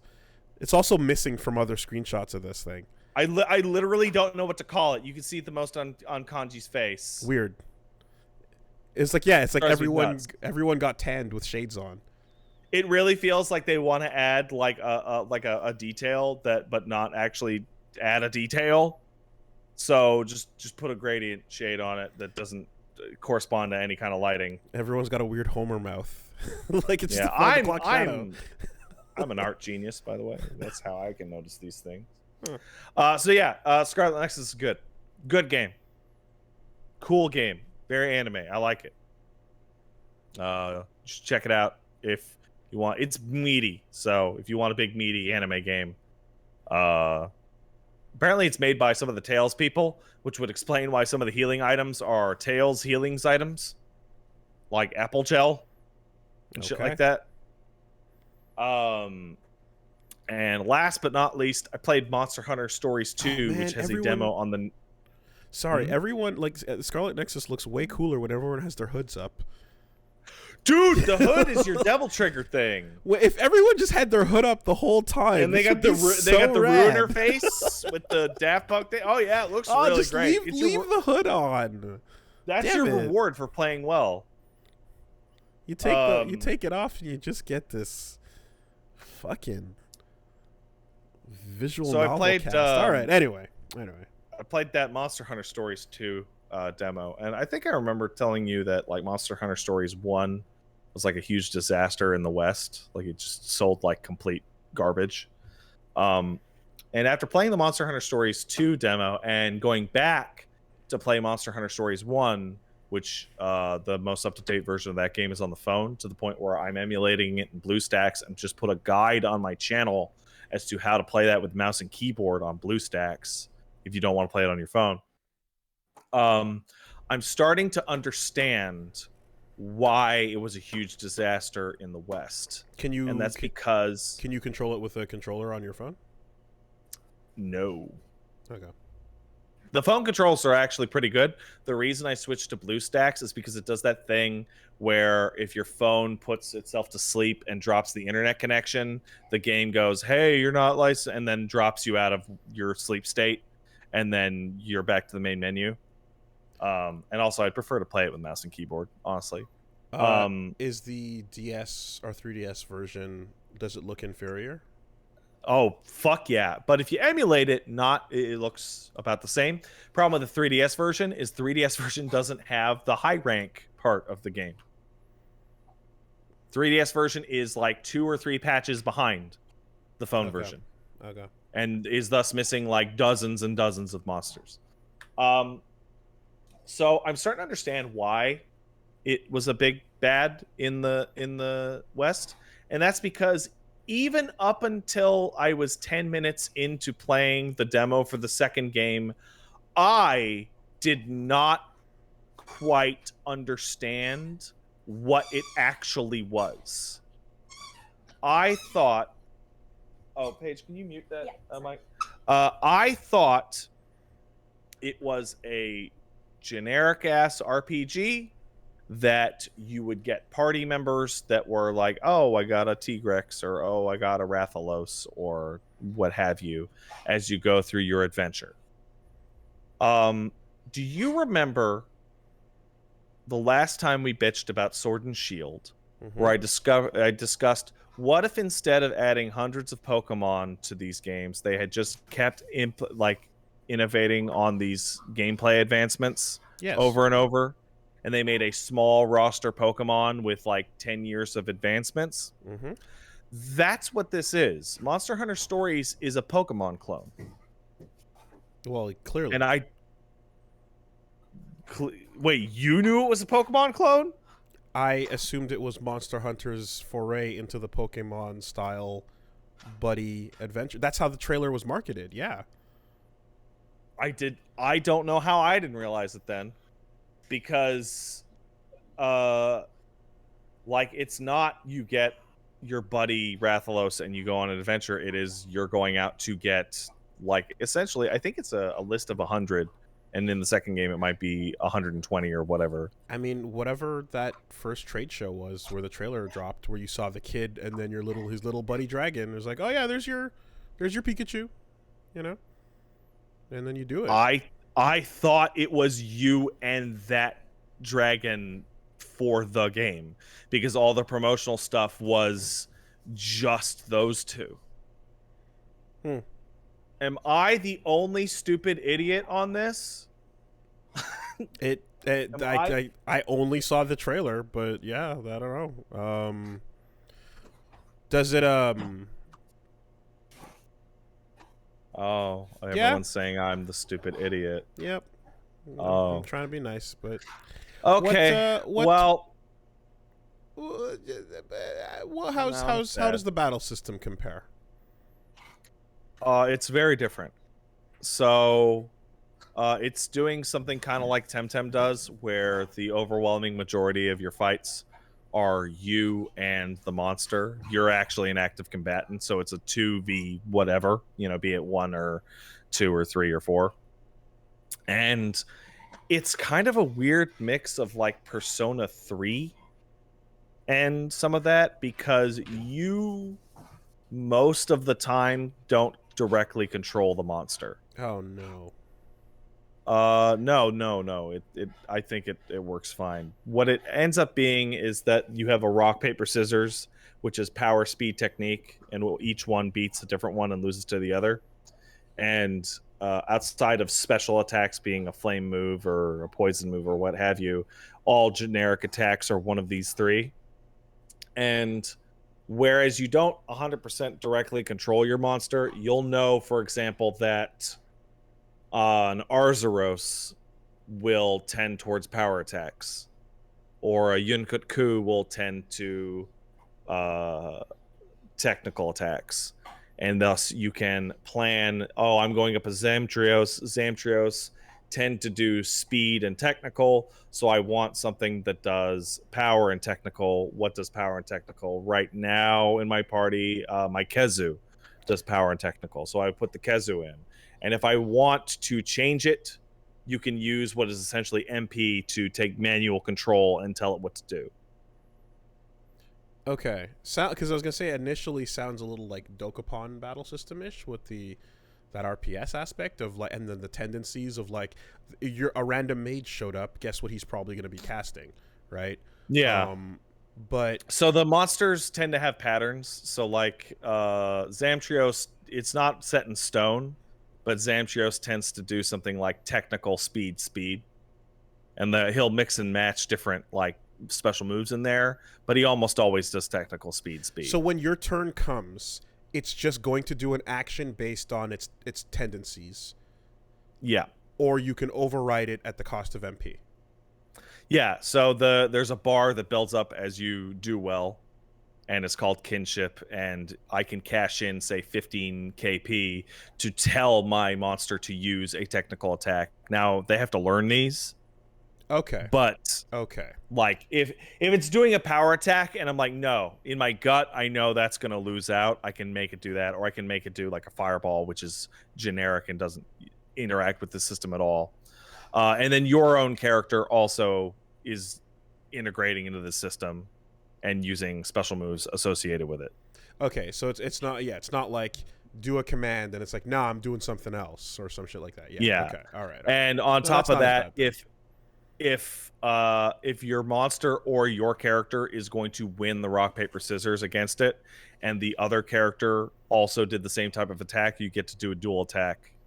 And then once you fill that bar up, you can ride the monster, which heals you both, and then enables you to do essentially it's basically a Z move. Like you do a pose and the monster does like a custom move that does a shit ton of damage. I really like it, and it's really good. Monster Hunter Stories 1 is a little limited. And then Stories 2, like the big thing that I found in the demo is the ability to switch weapons. Because you've got great sword and shield, hunting horn, hammer, bow, and gun lance. And they all have very similar mechanics to how you would expect it to play out. And there was like in the Monster Hunter Stories 2 demo, the first like real fight is against a Kuliyaku, and you're fighting it as normal until it picks up a rock. Its big fancy defensive move is that it picks the rock up to defend itself, at which point you have to switch to a hammer to knock the rock out of its hands. Okay. And it's just a really good synthesis of the classic Monster Hunter feel and mechanics into a turn-based RPG. It's a weird thing. Somebody asked me how I felt about it, and it was the only reason I'm getting excited was that it was a Pokemon game with animals I actually gave a shit about. And that's definitely part of it. Certainly, yes. You mentioned on that note, actually, that, you know, the early, like, whatever a new Monster Hunter thing starts, there's a catalog of fucking tons of them that you can, that are favorites, but, like, they have to start with, like, some essentials or whatever. Like, is it like that in this, where it's, like, they're missing, like, a fuck ton, or did they act? Well, you said a small roster, so I'm assuming they went with like a small number. Monster Hunter Stories 1 has a roster of 100. And in some cases, that includes the generic smaller monsters. So like a Bullfango, which is like that bull, like small monster, or a Pulpo, or an Epseroth. You know those Stegosaurus-looking dudes? Mm-hmm. You can have that. Okay. But they hit a lot of the winners. People are saying 270 for Monster Hunter Stories 2. Wow, that's a lot. That's Pokemon that's numbers. a lot more. That's Pokemon That is numbers. Pokemon numbers.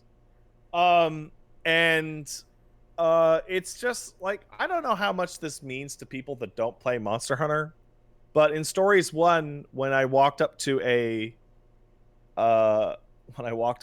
mining spot and hit the button, and your character pulls out a pickaxe and got the pickaxe, and it made the noise that it's supposed to make, I marked out. And Stories 2 doesn't have that, because Stories 2 is going off of Rise. Stories 2 is like going off of the changes they made to World and Rise. They're all tied into each other with the promotional stuff too. Yeah. Okay. So instead, what happened is like the very first skill you learn in Monster Hunter Stories 2 for the Greatsword is the first skill that you learn for the Greatsword in Rise. Okay. And like, I'm like, oh, it's the thing. It was a lot of wow. It's the thing. Do they have all the weapons? Is it actually? No, they have the 6. Okay. In the original, in Stories 1, it's Greatsword, Sword and Shield, Hammer, Hunting Horn, and in the sequel, they're adding Bow and Gunlance. Because what's cool about like adapting this franchise into that format is that it's not just the fact that there's the monster variety; it's the fact that the weapons are also as characteristic and as important to the brand as the monsters are. So you get to represent both. Yeah, that's dope. I always got the impression. And it's like I went to a store in my game recently, and like the armor upgrade was the Bonabra tuxedo made out of purple butterflies. I was like, oh, that stupid fucking armor. Okay, I guess I'm wearing that. Like, I remember with the first one, I got the idea of like, so like a salaryman goes out and buys a copy of the latest hardcore Monhun thing, and then gets stories for his kid. And goes like, hey, look, let me introduce you to this world of Monster Hunter and shit.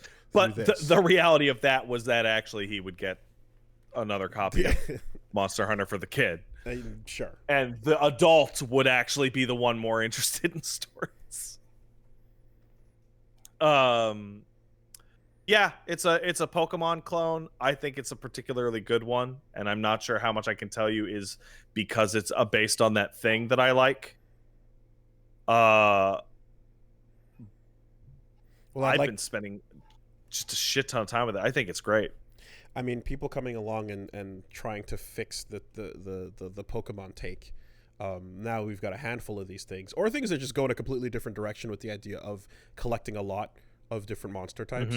The comparison to how much better it is than Pokemon is a little less interesting to me than, say, how it is compared to, as you mentioned, Temtem or something like Cyber Sleuth, where it's a different style of game, but like it's still you and a buddy and like hundreds of variations.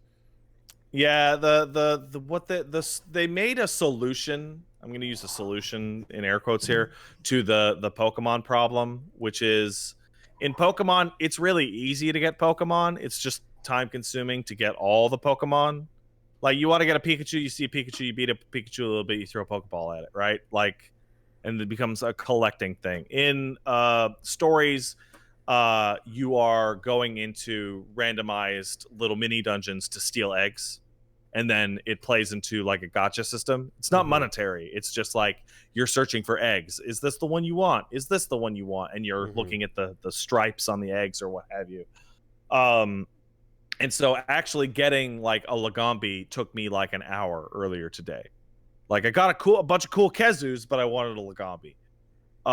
And since you have tons of those, they have a system where you're basically playing eugenics with your monsters, and you're swapping skills between them. You're basically doing demon fusion with these things. So I was gonna say to put skills over onto them. I was gonna say it's funny because demon fusion and like collecting demons in SMT, I don't for some reason, even though it is, my brain doesn't like immediately put it in the same category because simply of the cosmetic of these are not your pets. These are like not even your friends. They're freak monster assholes. They're demons you've made a contract with, and I don't give a fuck about kicking one to the curb and pulling back another more powerful one or fusing two of them into each other. In some cases, like in SMT3, they're demons you have forcibly entered into a contract with. So it doesn't at all feel like you and your fun pet buddies at all. In stories, it's so weird. Like, it's clearly the demon fusion mechanic, and there's like this massive energy beam that comes from one as you steal its genes so you can teach a Lagambi a fireball.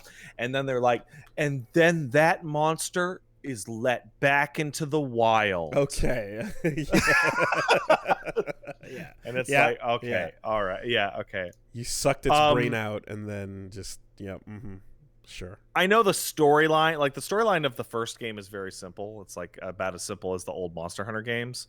The most interesting thing about them is that you're playing a tribe of riders who can befriend the monsters that otherwise would be hunted in all the games. And the guild of hunters is a different faction that are in some cases at odds with your personal philosophy. Like the start of the second game is during a cross-cultural event to foster goodwill with the hunting guild. They try and kill the island's Rathalos because they see a Rathalos and they go, oh, that's dangerous. We got to get it for the ecosystem. So do they come across as the violent adults that are not cool enough to be friendly with the monsters? They come across as like dumbass army characters. Okay. Now, how does this fit in with the extremely planned, meticulous conservation efforts of the hunting when you're doing this from the opposite end in one of the proper games? I have been told that the story of part 1 actually deals with poaching in universe and what poaching is about and non-guild poaching, etc. Because if they framed everything you were doing for the past entire franchise as bad, that would be a problem. I've run into some hunters in the first game, and they seem chill. They seem like non-psychopaths. But that doesn't mean that the Team Rocket of Monster Hunters is not out there. Okay. I'll let you know as I keep going. I freaking love this shit. I think particularly stories too, because it's getting a Steam release, which is an advantage over most of the other things in this genre. Okay. Is definitely going to be worth checking out. The demo is really good. Unfortunately, the demo's not out on PC. Demo's only out on Switch. So, in what I was just describing there, the end result on the flop side is if you're stopping these unlicensed poachers and bloodthirsty hunters from doing their thing, that could then result in you're playing, say, Monster Hunter Rise or Monster Hunter Universe, and every once in a while, as you're hunting something, some adventurous, plucky-looking kid runs out in front of the monster and says, "No!" and holds his hands out and stops you from killing it. Well, I should mention, I don't think you've played Rise yourself, but Rise did implement a monster riding mechanic. Yeah, that I did see. The difference is that it is a forcible mechanic. Mm-hmm. Like the riders in the story are like, we're becoming friends. We're becoming pals. The riding in Rise is, I'm going to use this fucking bug to attach wires to all of your limbs. Yeah. and corral you like an angry horse. You are becoming what is essentially a brain controlling parasite for a moment and forcing it to do your will. That's not the same thing. But the idea of there being like we can be friends with the monsters, don't attack it, but these are happening in universe from two different franchise angles is a fucking weird one. if they don't luckily properly... they tell you at the beginning that these tribes are very isolated. Okay. I don't know, man. I really dug it. I thought like all three of these games that I played, I think are great and people should check out. Because it's That's what I think. the way it works is like if it's conservation, right? This is what you've told me. They come up with a number of Rathalos tags, and they go say, all right, the population is now at such that we can afford, and we need to cull 50 Rathalos this year, and no more than that. And so they give out 50 tags, and then everyone has to go out and do their thing. And you exactly and then you exactly keep a count on everyone's doing what they're doing their job, so you don't have the overpopulation and blah, blah, blah, blah. So whatever they're befriending would then have to be in the retainer population. I don't know. Well, I'll be real blunt here. The all the monsters that you have as your pal have to be domesticated from egg onwards. And the beginning parts of these games is still like, hey, there's an Arzuros blocking the road. Take your monster and go kick the shit out of it. And you're getting parts from your random battles. All right. Don't think too at hard. the end of the day, despite the fact that you are riding your monstie, you're still going out there to fuck monsters up because they're in your way. Can your buddy lose a tail? No, but you can actually make other enemies lose tails. That is a mechanic of your boss fights.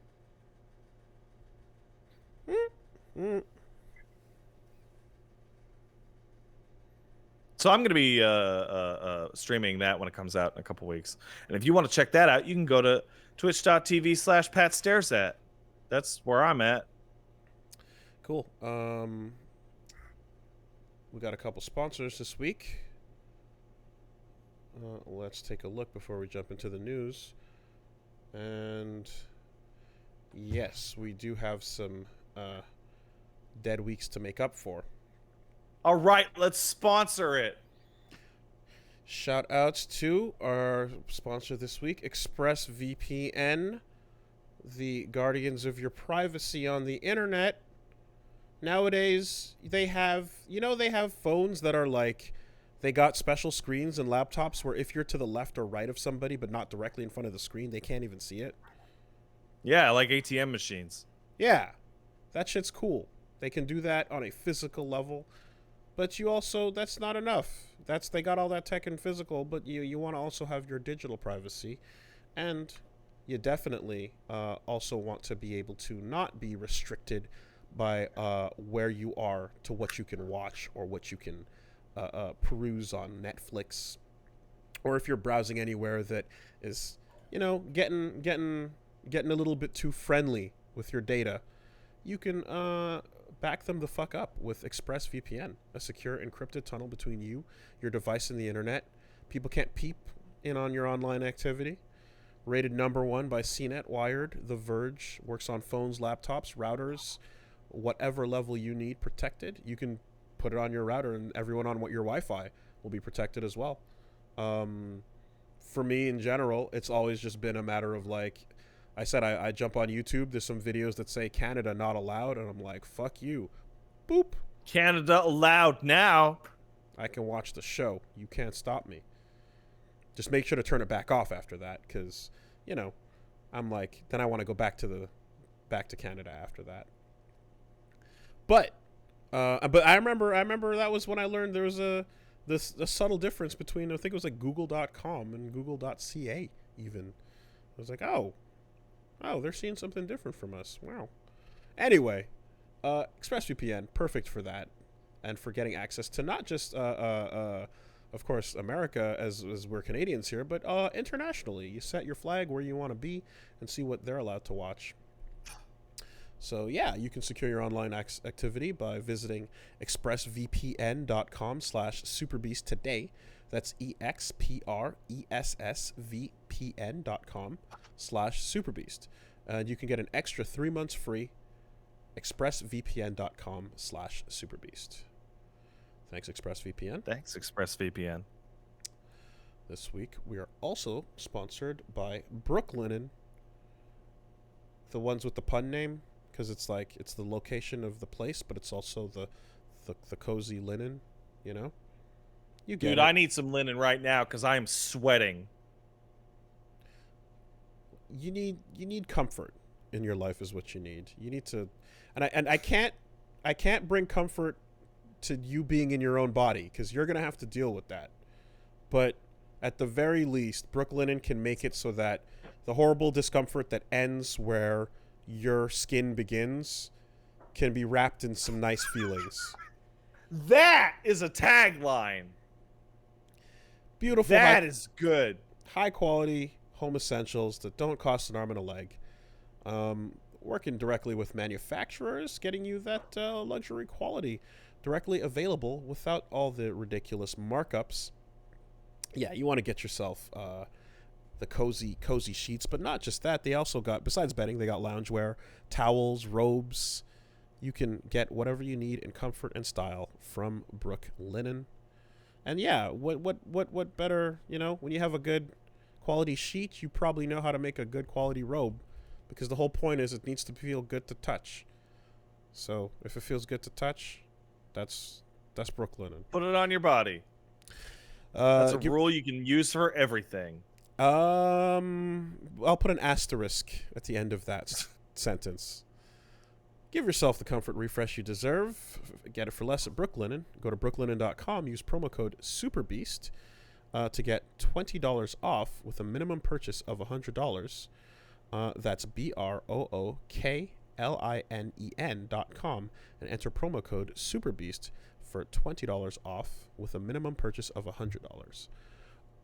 Brooklinen.com, promo code SUPERBEAST. Thanks, Brooklinen.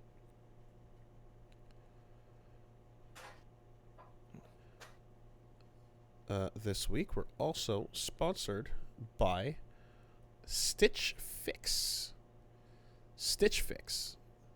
So, it sounds like the name basically implies what you're getting here, but clothing hand-selected by expert stylists with unique sizes, styles, and everything picked out according to what fits you. Now, look, Pat, let's say you had to... And hear me out here. Go somewhere. I'm following you. Yeah, I had to go somewhere. I'm going somewhere after the podcast tonight, in fact. Okay. Let's say you had to go somewhere and be presentable. All right, I can do that. I just gotta pat my hair down, get the comb over going. Can you though? Yeah. I got pants. I can wear pants. Because your standard plan of diving into the closet and rolling out and seeing what sticks to your body isn't really going to cut it, you know?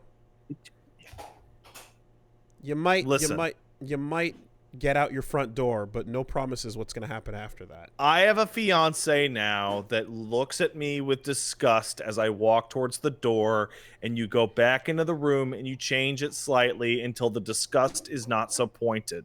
Well, what if I told you that some style scientists were waiting over at Stitch Fix to look at you? Stylists? To look at you, analyze your size, your shape, your egg, and decide what the best fit would be for you. Well, that would be nice. And on top of that... I thought this was going to be a service that fixes all the holes near my crotch area in my pants. They're going to let you try on pieces at home before you buy and keep your favorites, send back the rest, see what fits based on your unique requirements. No subscription required. You can try it once, or you can set up automatic deliveries. You basically just pay a $20 styling fee for each box, and they're credited towards the pieces you keep. So there's no hidden fees ever. So yeah, you get a little personalized character creation screen in a box, and you don't have the style Sharon Gan, but they got people on hand. And yes, they may or may not hit the emergency red flashing light button when you send them your profile, but I think they can do it. I think they can solve the problems. It's going to take a team of hardworking, fuck dedicated. off. Get started today at Stitch Fix with stitchfix.com/superbeast, and you'll get 25% off when you keep everything in your fix. That's stitchfix.com/superbeast for 20% off when you keep everything in your fix. stitchfix.com/superbeast. Thank you, Stitch Fix. Thanks, Stitch Fix. And last, and certainly not least, the best way to look good in your new clothes is to be in a shape that is complementary to that clothes. And one of those things... You mean like a circle? Well...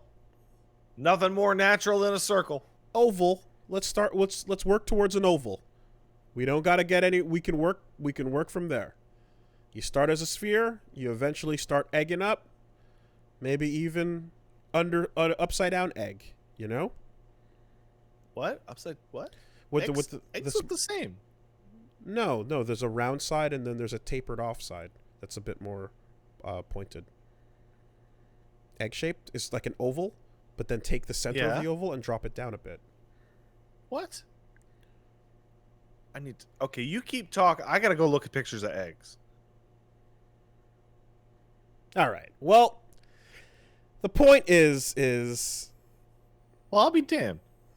It's not a perfect oval. Oh my god! Look, it's like a little Oh wow. Yeah. Okay. Cool. You eat these things, right? Yeah. Yeah. You don't. I don't eat the egg when it's in its shell. But you looked at many of them over the course of your life. Yeah. Freshly is the name of the service. You can get healthy food, healthy meals to help you eat right, take the pressure off dinner time. Don't worry about all the nonsense of whatever garbage foods you're going to throw in your gut. Get some chef-made, nutrient-packed, delicious meals and get them straight to your door delivered. No cooking required. You cut past all the grocery problems. You cut past all your bad habits. Any of the things you're stuffing your mouth with that you know you shouldn't. Freshly.com is here to get you some delicious, satisfying, and better for you meals. That's what helps. Is not only there's a lot of good tasting shit that tastes horrible, but if you got some chefs that know what the fuck they're doing, they can make healthy things that taste amazing, and then it's not that hard. So ordering's easy. At freshly.com, you got over 30 delicious meals, steak peppercorn, Sasha's baked penne, chicken pesto bowls, whatever you're in the mood for. And, of course, there's different dietary needs, preferences, tastes, and family sizes. So right now, Freshly is offering our listeners $40 off for your first 2 orders when you go to freshly.com/superbeast. Don't stress about dinner. Go to freshly.com/superbeast for $40 off your first 2 orders. freshly.com/superbeast for $40 off your first 2 orders. Thank you, Freshly. Thanks, Freshly.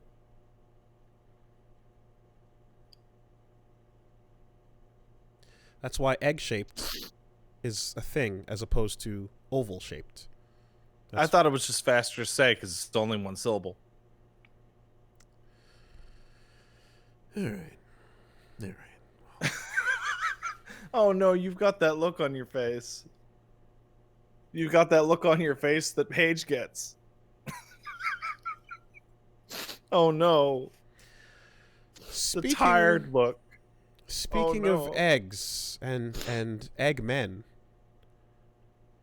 word on the street,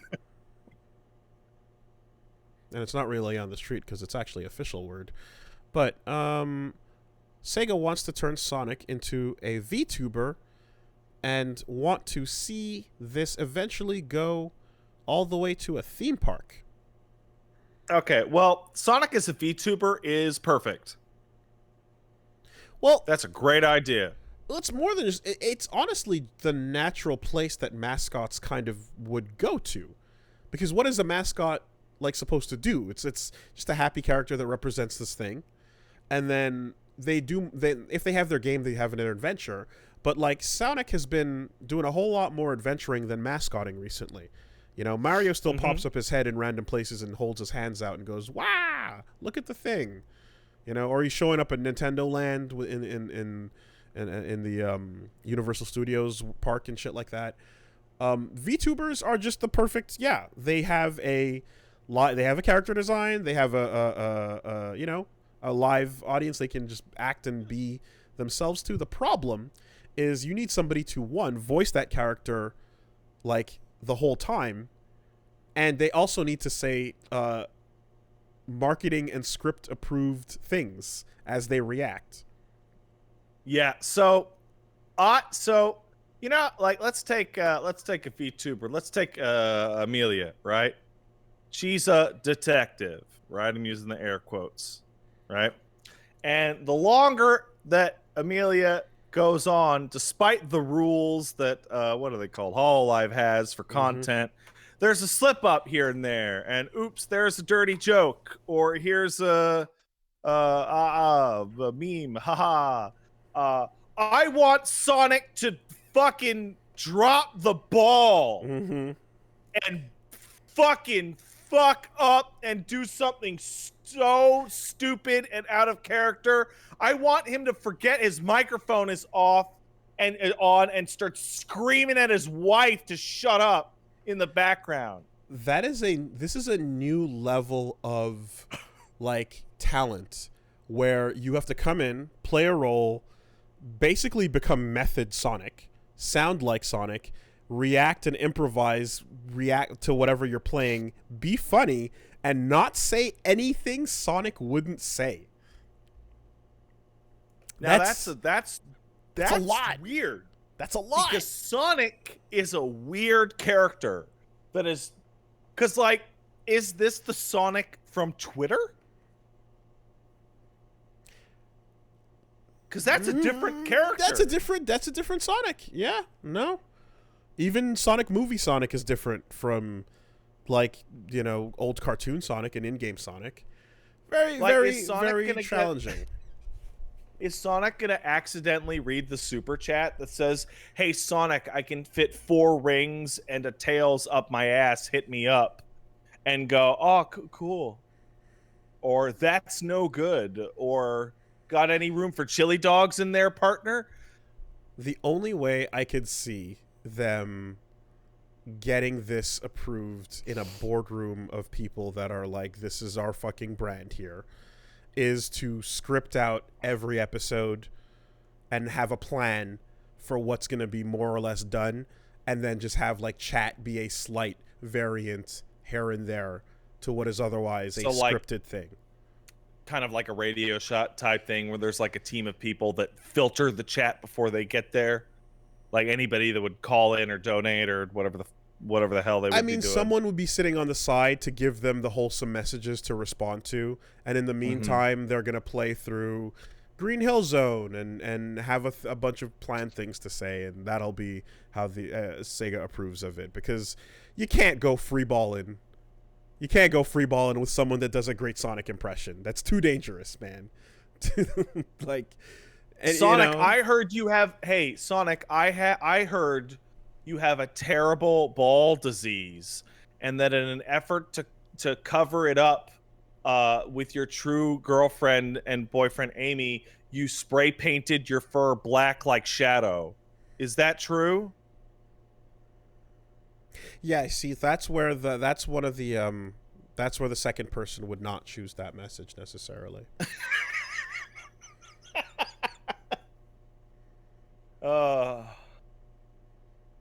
Yeah.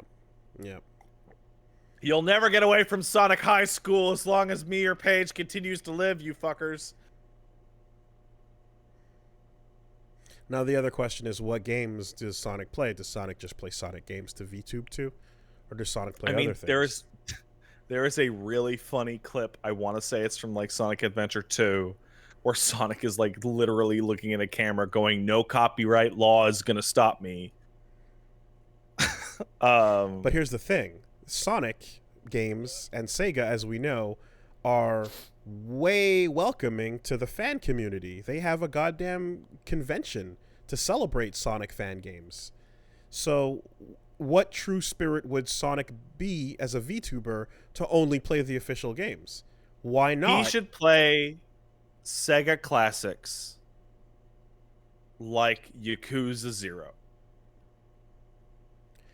I mean, that's fine. You're getting a little bit further out into it's still a Sega game overall. It's still a branded, marketed thing. He could probably be a little bit like, whoa, about some of the riskier parts of things that happen in Yakuza. But no, I'm thinking about getting into some of the fan stuff. You know, why not include Dream Collection, for example? There it is. It is. Yeah, of course. It's a fan game. It's supported. They embrace it. They love the fan game culture. There's totally, absolutely... That's a plan. That's viable. You know? And we get to see how Sonic himself feels going through the rebirth process, you know? You can get it straight from him. Anyway, that's the move. I imagine Sonic VTuber seems completely on point. In fact, I imagine we're going to head into a world in, maybe a couple years' time where mascots of any notoriety it's the next level of brand thing. Oh, is the VTuber get ready for Wendy to become a fucking VTuber. The Colonel has already edged up on the games with the dating sim and all the other stuff they did, the live movie. Oh yeah. They're gonna come for that in a minute. We're headed towards the brand nightmare. Yeah, that's real. And then when Wendy becomes a VTuber, Wendy's is going to be like, yeah. And then they're going to be like, oh no. Do you remember that Tony the Tiger fucking died? I do. Do you remember that? I remember. Do you remember why Tony the Tiger died? Wasn't ready for Chester Cheetah. Oh, that's not what happened. You don't remember the specific day that Tony the Tiger died, do you? You're not talking about the furry problem? Yeah, okay. Yeah. Yes. It was the day that the Tony the Tiger account said, please stop posting furry art of me. Yes. And then Chester Cheetah came and said, send me more. Oh, I guess you were actually the person who knew more about this, because I don't remember. I don't remember that. That is sleazy ass Cheetos was like, yeah, fucking rub it on the nips. Cheeto? Who'd have thought that Cheetos was the kind of filthy garbage company that would easily fit into our new internet hellscape? What a slutty chip. Yeah, send me the art. You got send me the art with the dust on it. Love it. Love those Cheetos. They got in there. Oh. Yeah. So that's exactly it. You know, they're gonna VTube Toucan Sam at some point. But the difference, here's the thing, right? Wendy's goal as she VTubes is going to be to sell you a burger. The Colonel wants to get you to eat some chicken. Sonic probably wants to sell you some Sega games, but you also know that Sonic has been through some adventures in games that you've played and enjoyed. So Sonic might also just be... Sonic is... You're going to tune in because you're like, I just want to know what Sonic's up to, because that's the character that I play and I like. Wooly, I will tell you right now. That's the difference between the two. If Sonic streamed every Friday, I would absolutely want to know what Sonic's been up to. Exactly, right? The fast food mascots don't really get that same place because they're primarily about their restaurant, whereas Sonic is primarily just about being Sonic, and then I would hanging out with his Tails and Knuckles and shit. A Sonic actor tell me a poorly disguised story about him and Tails going down to Home Depot and getting some lumber for a deck. Okay, but I would listen to that all day. If unironically, if Tails was off mic as his stream runner, where Sonic is like, I don't know how this works, this stuff. Just hit the button, Sonic! And Tails knows how to do the stream and set it up and is like, no, you gotta, no, don't. it's not poggers, you know, then like that actually is I'm very interested. I would watch. You know, it'd be great. Yeah, every once in a while. Sonic, hit fade and then stop stream. No, don't switch camera. Don't Tails, stop the recording, Sonic. Tails, pull that shit up.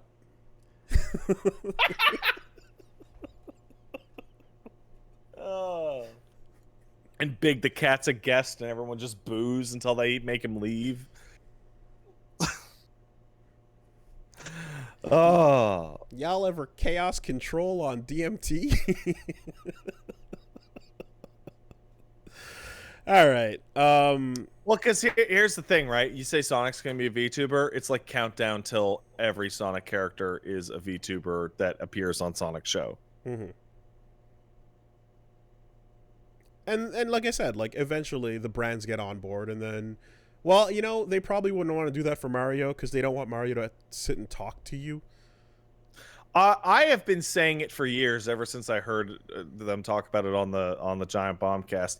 I'm really unclear as to the mental capacity of the Mario Brothers.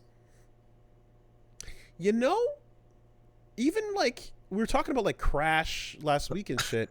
Sonic is kind of like rare in that most mascots are kind of meant to just be silent and smile. But like Sonic actually does talk, and you can see him have a conversation at length. Sonic has like a huge personality and like lots of shenanigans. Yeah. What does Mario say on sentence 3? The question that will live in my mind forever is Vinny Caravella, like 10 years ago, asking if Luigi can read. I mean, clearly, if we're going by Paper Mario, he can read because he can write, and he wrote an entire novel series about his adventures. You know, where he bigs himself up and he acts like the fucking hero of his own thing.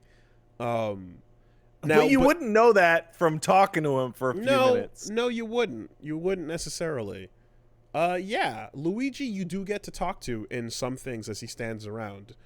But Mario, even in a game like, even in RPGs like Paper Mario, for example, or Mario RPG, he still doesn't have much to say. Like Mario, what do I do about this rash on my dick? Fucking what? What do I do? My dick hurts. Oh yeah. Yeah. It wouldn't work as well. Sonic is in a uniquely favorable position for this this angle. And then yeah, future beyond that, like theme park, etc., where you know, it kind of like obviously like you can imagine, just as we saw in Nintendo World, roller coasters where you do loop-de-loops that are designed after Green Hill Zone, but then also dangerous bouncing springy traps in real life that your kid might jump on and like just impale themselves on spikes right in front of that's fine. Yeah, that's fine. So it's character. Yeah. Anyway, bunch of new announcements. One, yeah, so Neo, The World Ends With You. The demo dropped on the 25th, and the final trailer shown off as well. But yeah, you already talked about playing that, so that was there. It's fun. Dante in Smash, as we covered well. They broke down Kazuya. We saw the how his moves work and how they're planning to do it. Did you see any of that? Easiest 10 string ever. So when I was thinking about how to make Kazuya faithful in Tekken, or from Tekken in Smash World, like the easy way would have been to take his most useful attacks, put them on his B tilts, and juice them up for, you know, spatial recovery and positional recovery and things like that. Instead, they went with B moves that are just like demon transformation moves for all his recovery and positional purposes, and then just putting the rest of the move list on the A button, which is the batshit crazy way to do it. Yeah, they went the hard way. 10 hit. What? Okay. But beyond that, like forward, down, do your electric input without the neutral. They went a little more forgivable on that. Thank God, man, that input sucks. But here's what's crazy. Like, in terms of the level of precision on all 8 directions and then all the different inputs, they have while rising attacks. That's so stupid. While rising attacks are like, that's actually that's a whole category that even fighting game players that don't play Tekken are not used to because it's so specific. Wait, are you telling me that Smash players are going to have to learn Oki? No, it's not. No, that's not while rising.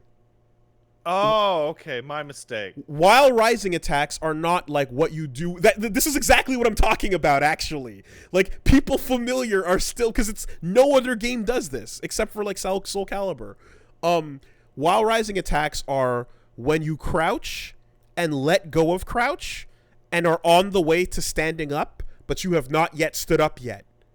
Press the button that's there. While rising. I thought you meant like getting up from a fall. No. Oh God, VF has this too, and they're awkward there too. Okay, so it's included in there as well. I didn't even know.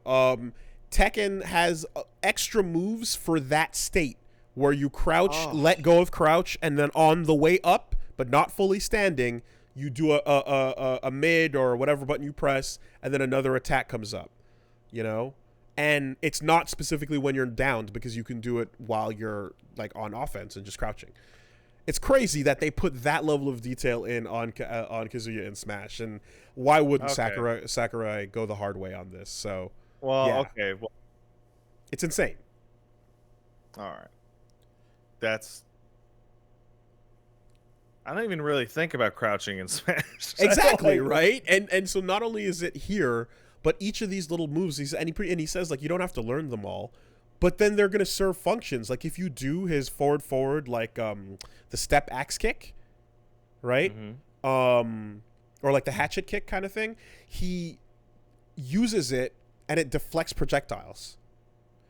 Yeah, okay. So that specific normal has a function. Wait, does Smash have wake up attacks? While you're recovering, you can do an attack while you're getting up. Yes, when you roll either direction. But then why are Smash Bros so bad at wake up?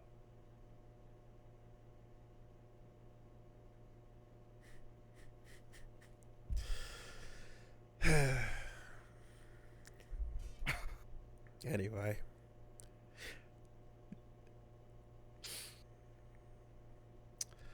So what you can do is you can do forward, you can go down, forward, down, forward, throw, and get a command throw.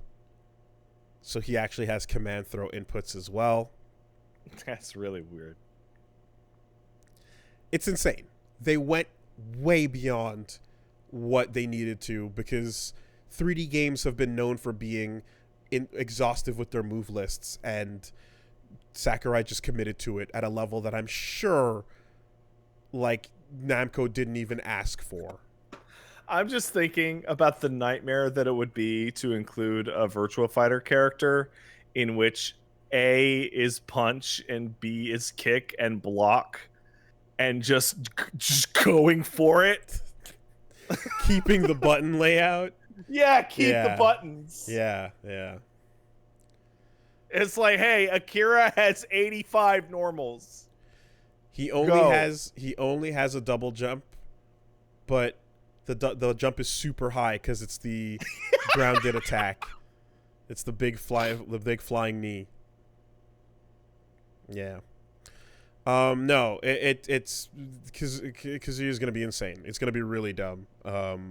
And pro Kazuya players are probably gonna just dominate. I can see that a little bit anyway. Just because of the toolkit, if you have the execution for it, that's gonna be fucking incredible, And like having that many normals means different things that people have to react to at different ranges, different threats, different speeds. You know, like there's all these different things he can do, and you can get 3 different inputs for you can do the like Wind God Fist. You can do the electric Wind God Fist. You can do the version where you hold it down for the uppercut. All versions and all moves and all variations. Plus he has a rage art. Plus he has a rage mechanic he can get to. Wait, what? He has a rage art? He has a rage mechanic and rage art. You hit him, he takes damage, glows red, gets to 100%, does 1.1 damage on everything, and then you do his down B, and he does the rage art version of it. Like, yeah. Drive, rather. What? That's okay. Not rage art, rage drive, excuse me. Yeah, they just went crazy with it mechanically, which again, they've done with every other Smash character. They've went beyond the call of what would be expected. So, yeah, I expect him to come in and dominate for a while on that. It's a pretty nuts breakdown of him. They spend like a good like 5-10 minutes doing the B buttons, and then the rest of it is just here's all of his A attacks and his A. Here's all his shit. So there's that. Yeah, and then just couple whispers in some other fighting games and things like that. Melty Blood type Lumina, the new game, September 30th. People are posting screenshots of hitboxes from that game, and I don't understand what's going on.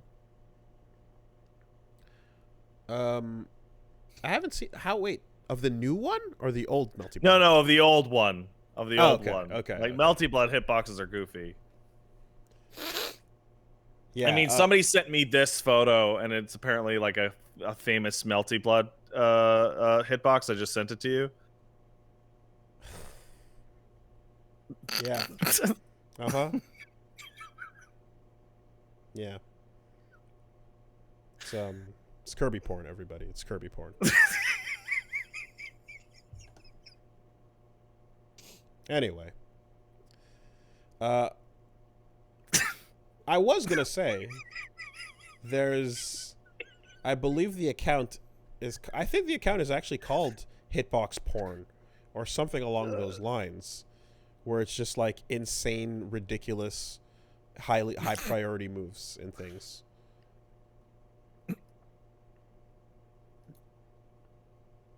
KOF Hitbox is its own thing. Anyway. All right. Type Luna is probably going to be pretty good. I will look at the Melty Blood for the first time since, God, I want to say the last time we played it on the Get Into Fighting games, which must have been like 5 years ago, 6 years ago. It's interesting because they have new sprites, they have new animation and a budget for a brand new game here, but to make the characters look as accurate as possible to the Nasuverse art, they're gonna just look like better animated versions of what we already had. They can't look so drastically improved,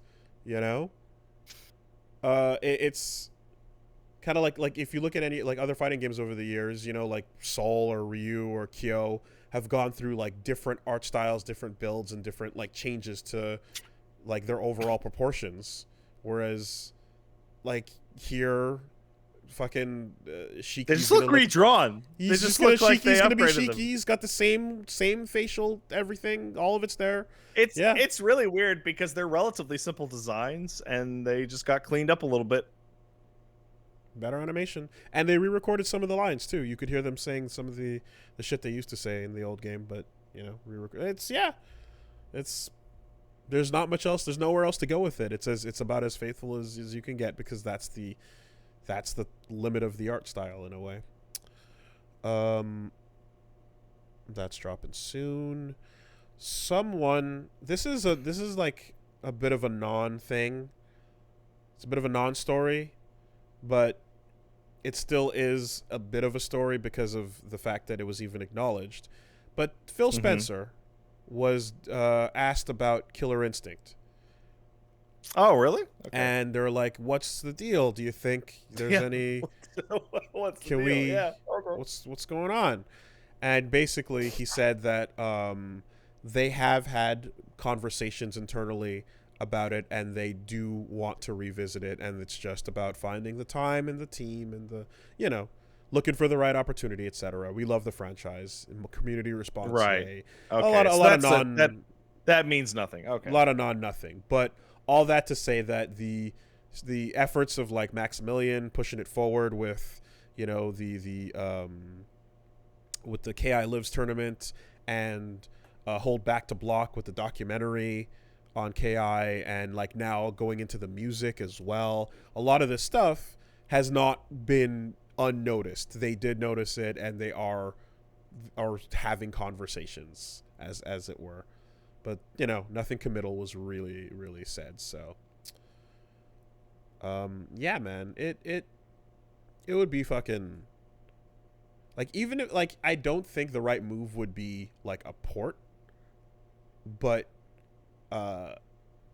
clearly the groundwork for this franchise has, like, for this one returning entry to be as solid as it is at this point after all this time, that's like usually a reboot would then have a next step 2 to it, a strive, you know what I mean? Exert had all its versions, now we're on the strive. KI strive would be like a fucking, like, it'd be amazing, because like they've already learned all the lessons they needed to along the way.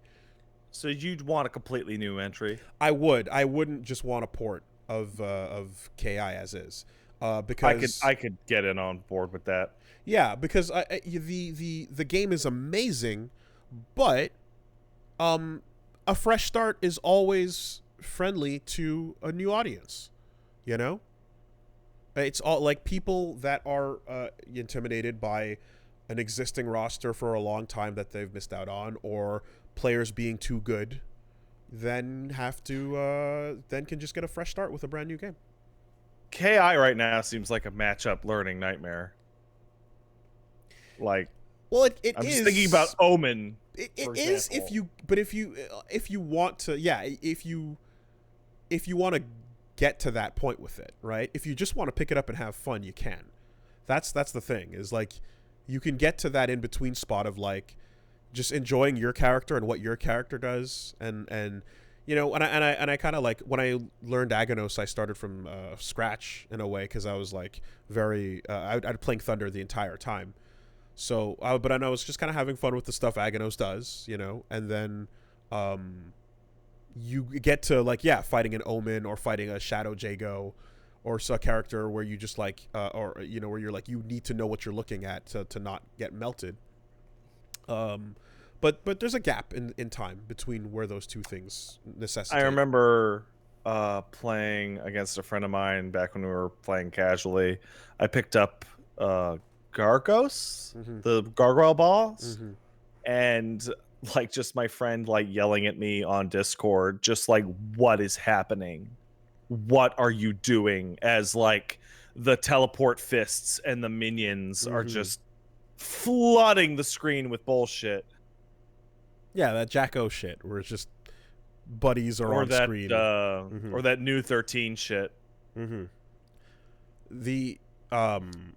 cool thing too is that this KI, if they made a new one, would benefit from launching straight to Steam as well as Xbox, therefore not isolating the audience, therefore actually not taking forever to land a decent following, And do the crossplay too. Yeah. Always with the crossplay now. Or if I'm getting happy that that's like becoming like the norm, like the expected. So a game with crossplay and Game Pass, like, that's a ton of players out of all of a sudden. So yeah, that'd be a smart move. And then what else we got going on over here? Just a pretty cool looking indie game that is not out yet, but there's a demo for this. I'm gonna drop a link to the Steam profile. It's called Wolfstride, and this is just a heads up for a small game. Oh man, we didn't talk about this. Just a heads up for a small game that looks fucking badass. You are basically a team of 3 that are tinkering and building a robot that's going to be a giant mecha battle at some point in the game. Otherwise, you are RPGing it as you tinker, and the style is very strong. It's all black and white. It's all monochromatic. It's all like heavily stylized, exaggerated characters. The mechs are the parts, at least, seem to like draw inspiration from tons of different styles of mech as well. And from what I can see in the trailer, it looks like there's like 5 life bars for like each part of the robot's limbs. And you target different areas and things like that. So yeah, it looks fucking rad. Wolfstride is the name of it. There's a demo out. I didn't touch it yet, but just absolutely worth bringing to everybody's attention because this shit's hot and it looks unique. Looks cool. Yeah. There's a comic book. There's a comic that I had that kind of had an art style similar to this from a while ago, and I forget what the fuck it was called. But yeah, anyway, make sure to check this out.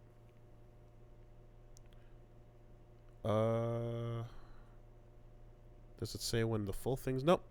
Planned release coming soon. So yeah, playable demo, that's about it. Very cool on that. And then yeah, a little bit here and there. There's some big news, big noise being made about the Beast Wars. You hear all this shit? I did hear some of this big news. Big Beast Wars news. Paige saw the Optimus Primal and she started to do the... You know that level of cry right before the ugly cry? Mm-hmm. She ran up to the TV and like almost touched it, and the gasp, and she was like, "It's so beautiful." So and I here's was like, "Okay, it's just a TV show, honey." So here's what's nuts, right? Here's how much news noise about Beast Wars, Beasties, if you're living in Canada. There's multiple stories because they're doing multiple things. Mm-hmm. They're bringing back the roster in Transformers War for Cybertron Kingdom. Mm-hmm. There's a picture of the group and it's like, yup, that is just exactly the Maximals. That's the gang. And I guess we'll see how they get implemented. Is this a time shenanigans thing? Is this a... Yes. Okay. I mean, let's like really. How? I mean, because come on. Yeah, because Beast Wars is a period of time that starts and ends. So there's no other way to get these characters doing new things unless you did time fuckery. So yeah, War for Cybertron Kingdom on Netflix is like, yo, it's them. It's the crew. I'm very, very excited to see that play out. Are they getting back all the voice actors? Shit. I know they're not getting back Gary Chalk for Optimus because they're going with the Ron Perlman. Okay. Now, hold on a minute, because that's the second piece of news, but I don't think Ron Perlman is for this show. I think Ron Perlman is being cast for the movie called Transformers Rise of Beasts, which is the new film. So there's another Beast Wars thing happening. The Michael Bay movie series, the next one, is called Rise of the Beasts, and it's casting Ron Perlman as Optimus Primal. But that's a different thing from War for Cybertron. That's why I'm saying, holy shit, Beast Wars time. Transformers. I'm honestly confused at all these different pieces. Okay. The Perlman... robots turn into animals. And then my favorite robots get killed because the toy didn't come out. Okay. So basically, they're bringing back Beast Wars as a part of the War for Cybertron Netflix show, and they're bringing back, and they're gonna go into a Beast Wars related storyline in the live action movies, which of the two, I mean, it looks like at least the screenshot of the Netflix series looks like that's literally just the characters, whereas the new live action franchise is going to be like whatever their adaptation of it is. I've only seen the first one. I say Michael Bay because he did that one, and you know what I mean. Live action, even if he's not the rest of them. Do you think they're finally gonna let Dinobot and Rat Trap kiss? I don't. Do you think that's gonna stop anyone? It didn't before. Dude, we couldn't even get fucking Airraiser and Tigatron making out properly. They fused into a single energy being. Yeah. Is that like sex? Not. I mean, yeah, you can. But then their toy didn't come out. But then they killed the toy because they killed the character because the toy didn't come out. Exactly. I'm so mad. I'm so mad. Like decades later, both of my favorite characters were killed off in the single moment for a toy that didn't come out. For a design that looked pretty hot, but they just didn't. I've never seen it. What was it called? It's a giant tiger bird wing thing. It's incredible.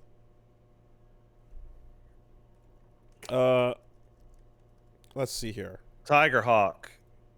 Is that it? Tigatron to form. Oh my god, that's so cool! Fuck you, people. Tiger Hawk never shows up for 2 seconds, gets fucking killed because no toy to sell you. Eat shit. Fusion of your two favorite characters. Exactly. Yep.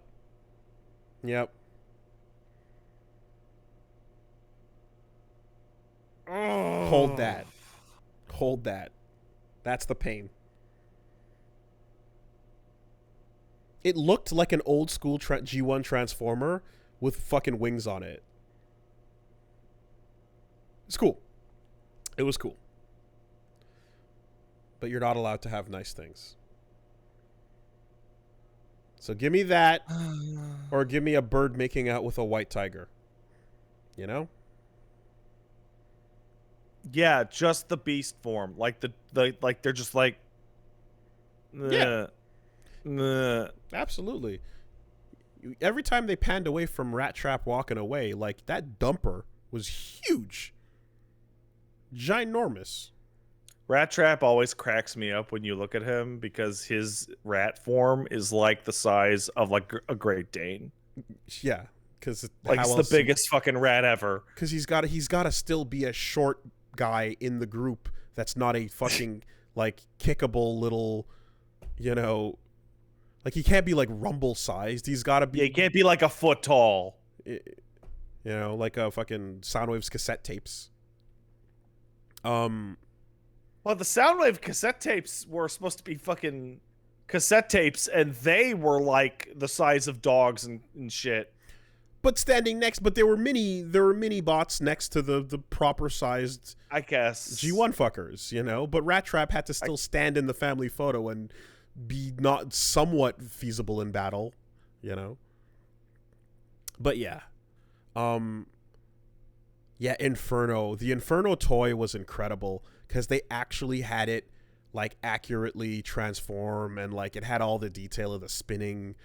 Like Inferno was my favorite Predacon. He was really cool. No, I mean for me, it just like goddamn Megatron's just so powerful. Like I you know, I'm not gonna pretend I liked anyone more than him, but Inferno was pretty character sick. Again. In fact, I even bought the re-release toy that was like a more accurate transforming version of him from the Purple Dinosaur. I mean, the second form with the like coil tail and then the later on stuff, that's all fine. But like that first Purple Dinosaur form to me is just the sickest. I fucking love it. One thing I didn't like is that the gun on one side looked a little weird because it was the tail. It was the pincer claw. Yeah. And then you had the head on the other. But underneath that, he had normal hands. That's the weirdest part. If he wanted. It was just his battle shit. So anyways, we will see where this all goes. But yeah, I believe that's the deal is Ron Perlman cast for the live actions movie, but Netflix series is also just showing off Beast Wars, folks.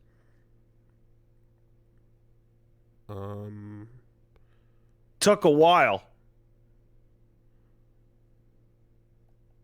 As someone who, well, like Transformers growing up, my brother and cousin were more into that stuff with the G1 because it was like, again, a little bit before my time, but the height of mainframe reboot, Beast Wars, it was all in that exact same period. It's all good time. stuff, man. Yeah.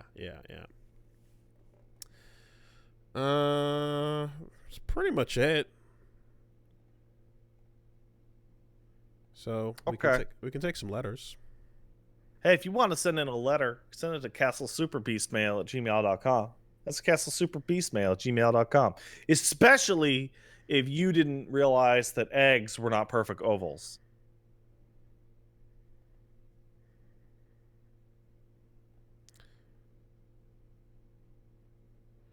And really, if I can just, the less said, the better. But obviously, top players should sign up for tournaments at the same time as everyone else. All right? But I'm a pro. When I ran my tournaments back in the day, I had everyone sign up, and there was no top player privilege. If you don't show up to your shit, you're getting disqualified. End of story. We have an event to run. Also, well, no one's gonna watch this tournament if I'm not there. Also, the only reason why those names are known is because they started somewhere and made a name for themselves, and who knows who might make a name for themselves in this bracket. So, if Gamer B never has the chance to show off that he's Gamer B, then you never find out about him from that random, like, suddenly randomly add-on shows up and he's fucking incredible. But you need the opportunity to see somebody show up and show off their hard work. So not everyone is a top player all the time because they have to become that by fucking doing it in the bracket. So give anybody, even your 0-2ers, the same respect that you give the rest of your players because they're showing up and they're paying their fee and they're enjoying the tournament the same way everyone else is. And even if they're going in the bracket and they do go 0-2, the tournament is not just the tournament. They're going in to get casuals. They're going in to watch matches. It's an event. It's more than just that placement. So obviously, man, that's. I feel like that's actually the whole discussion. Is you saying all that and the person on the other end going, nah, man, I'm a pro. Unfortunately, every once in a while that we sort of see these types of takes come along, and it's ones that essentially just draw a line in the sand between established super top players and the rest. And it's like the more you do that, the less you kind of like fucking realize that like this is a direct pathway that is so much more close than other genres have it. And that's special. The fact that, because open tournaments aren't the norm, right? In other places, super duper pro sponsored players in a lot of other genres really do live in another world, And in fighting games, it's so much closer because it's a matter of walking in off the street and fucking doing it as you hit the brackets and you did your work. And suddenly, if you get a decent placement, people go, oh shit, who's that guy? They recognize that name. They see your style. They might see you in a couple other online tournaments. And before you know it, your work is just is just proving itself in front of everyone. And now you're a name, like that whole thing is like one of the appeals, one of the things I love the most about it. So putting that line in place and trying to create a thing that says, no, you got established before this point in time, therefore you get this special privileges. It's just, obviously. So for me, it's like you have a situation where the thing that's the most annoying to me is like, well, people show up to watch me. I should get special treatment because I'm the draw, right? Fuck off. But also, it's like the open tournament draw is so that you, guy who got top 8 last time, known pro player, can somehow drown in pools because some motherfucker you never heard of flew in from Pakistan and fucking trounced your shit up and down. And people go, who the fuck is that? Who is that? Arslan Where did they come Ash. from? What was that? That was Tekken? Arslan Ash, Tekken. God. Tekken God. Showing up. And just going, oh yeah, by the way, Pakistan exists. It's the whole point of the open tournament. And then just suddenly footage of like top Tekken players just go like top Tekken Korean players and stuff just going like, are we booking flights to Pakistan? And I remember, think we are. I remember Gamerby showing up, and it's like, who is this guy? Oh, he's playing Adon, whatever. It's like, oh, he's in top 4? You know. With Adon? I thought Adon was trash. I guess not. I guess Adon's actually pretty good when Gamerby's playing him. It's one of the coolest things. One of the coolest things, you know? Or even just players that, like, come in and just do some wild shit for a moment. Koji Cog came in with T-Hawk for a while and just did some wild shit. Like, you gotta let that have its, like, you know. 2-3 years ago, there was a literal child that showed up to a Marvel 3 tournament. Oh, who just figured out some Noah the Prodigy.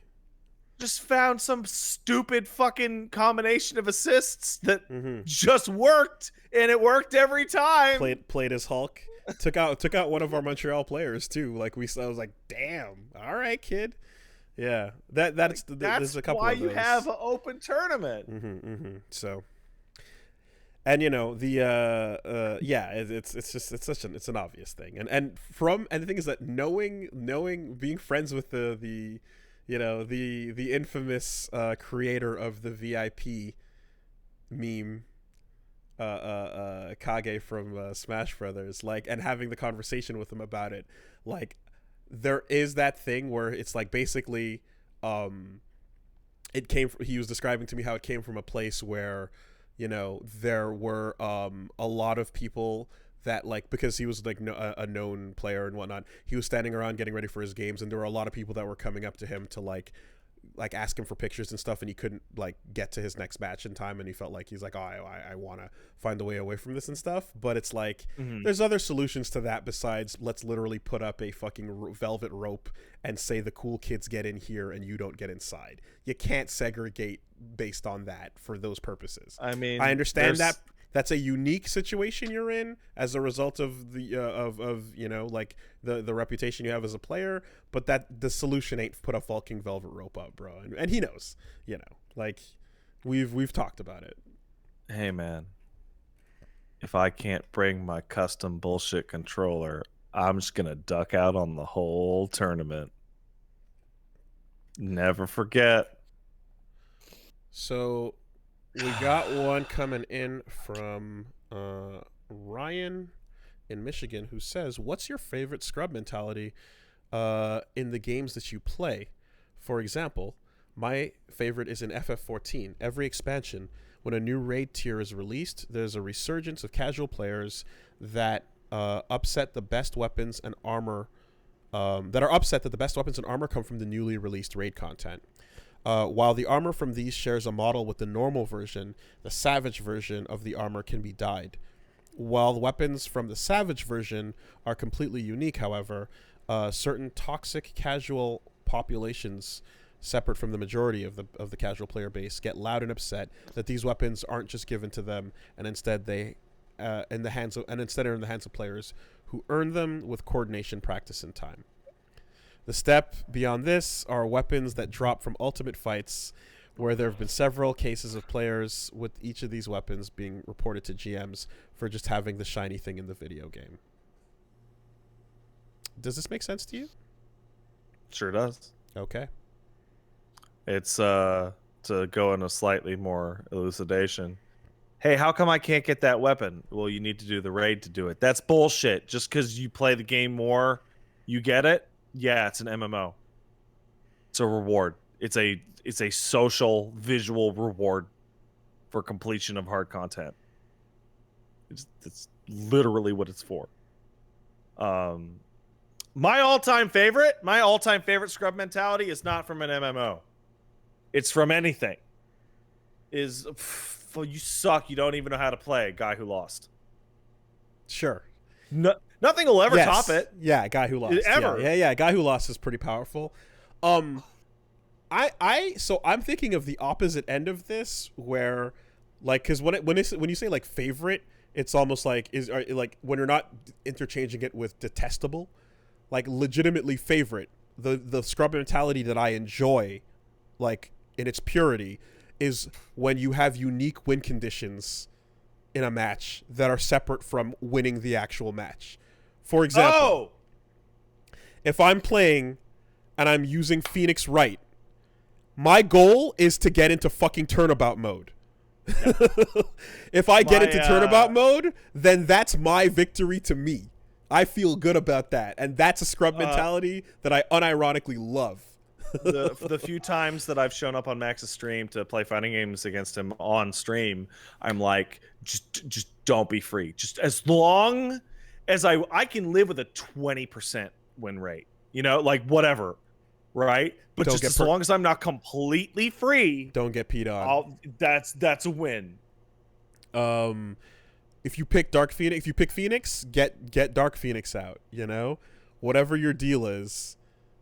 Like, I like that, where I create you hear the soundbite of I can't control it. All right, I won. Yeah. Even if I get destroyed right afterwards, I'm like, nah, in my head, that's what I came to do.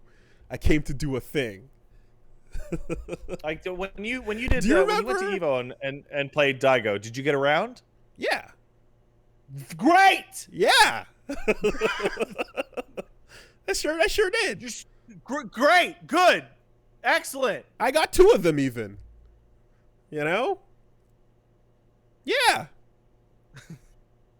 I remember back in the day too, like in the playing in college days and whatnot, there'd absolutely be constant times where I'm like, okay, look, I'm playing, I have a round up here, it's about to be the second round, I'm using Dong Hwan, I just want to land the super, I want to land the combo, fuck it, I'm trying a thing. You don't have to do that to win. It'd be smart to just hang back and take the dub. But I'm like, nah, I'm doing it. I want to end it cool. I had the opposite. In KOF 11, I was like, I'm going to lose. But maybe I can hit K's sunglasses before I do. Sure. Yeah. You know, or like the brazen, no respect. Are you still there? Are you awake, Galactica Phantom? Like, Are you gonna get caught sleeping right now? Because if you do, that'd be pretty embarrassing. Oh my god, it hit you. Why'd you panic? Why'd it hit you? Yeah, I'm a fan of that. I like that. That's the scrub mentality I enjoy. We got one coming in from Agami, who says, "Hey, Castle Super Beast, did you know Disney had a video game TV block and decided they were going to stream the E3 2018 conference live to children on Disney XD, realizing that they had to censor it constantly halfway through to the point where they cut out of the Sony conference for multiple minutes, because this was the year that they announced We Happy Few, Tom Clancy's The Division 2, Shadow of the Tomb Raider, Devil May Cry 5, Last of Us 2, Jesus, Death Stranding, and Thumbs Up with the Thumbs Up Baby. What the fuck was Disney thinking? That's hilarious. That's pretty funny. They're thinking video games were for kids. They were also thinking we gotta Twitch people. How many people watch this on Twitch? Air that shit. Oh, wow. Yeah. Oh, no, the children. And Don't let the children see Dante.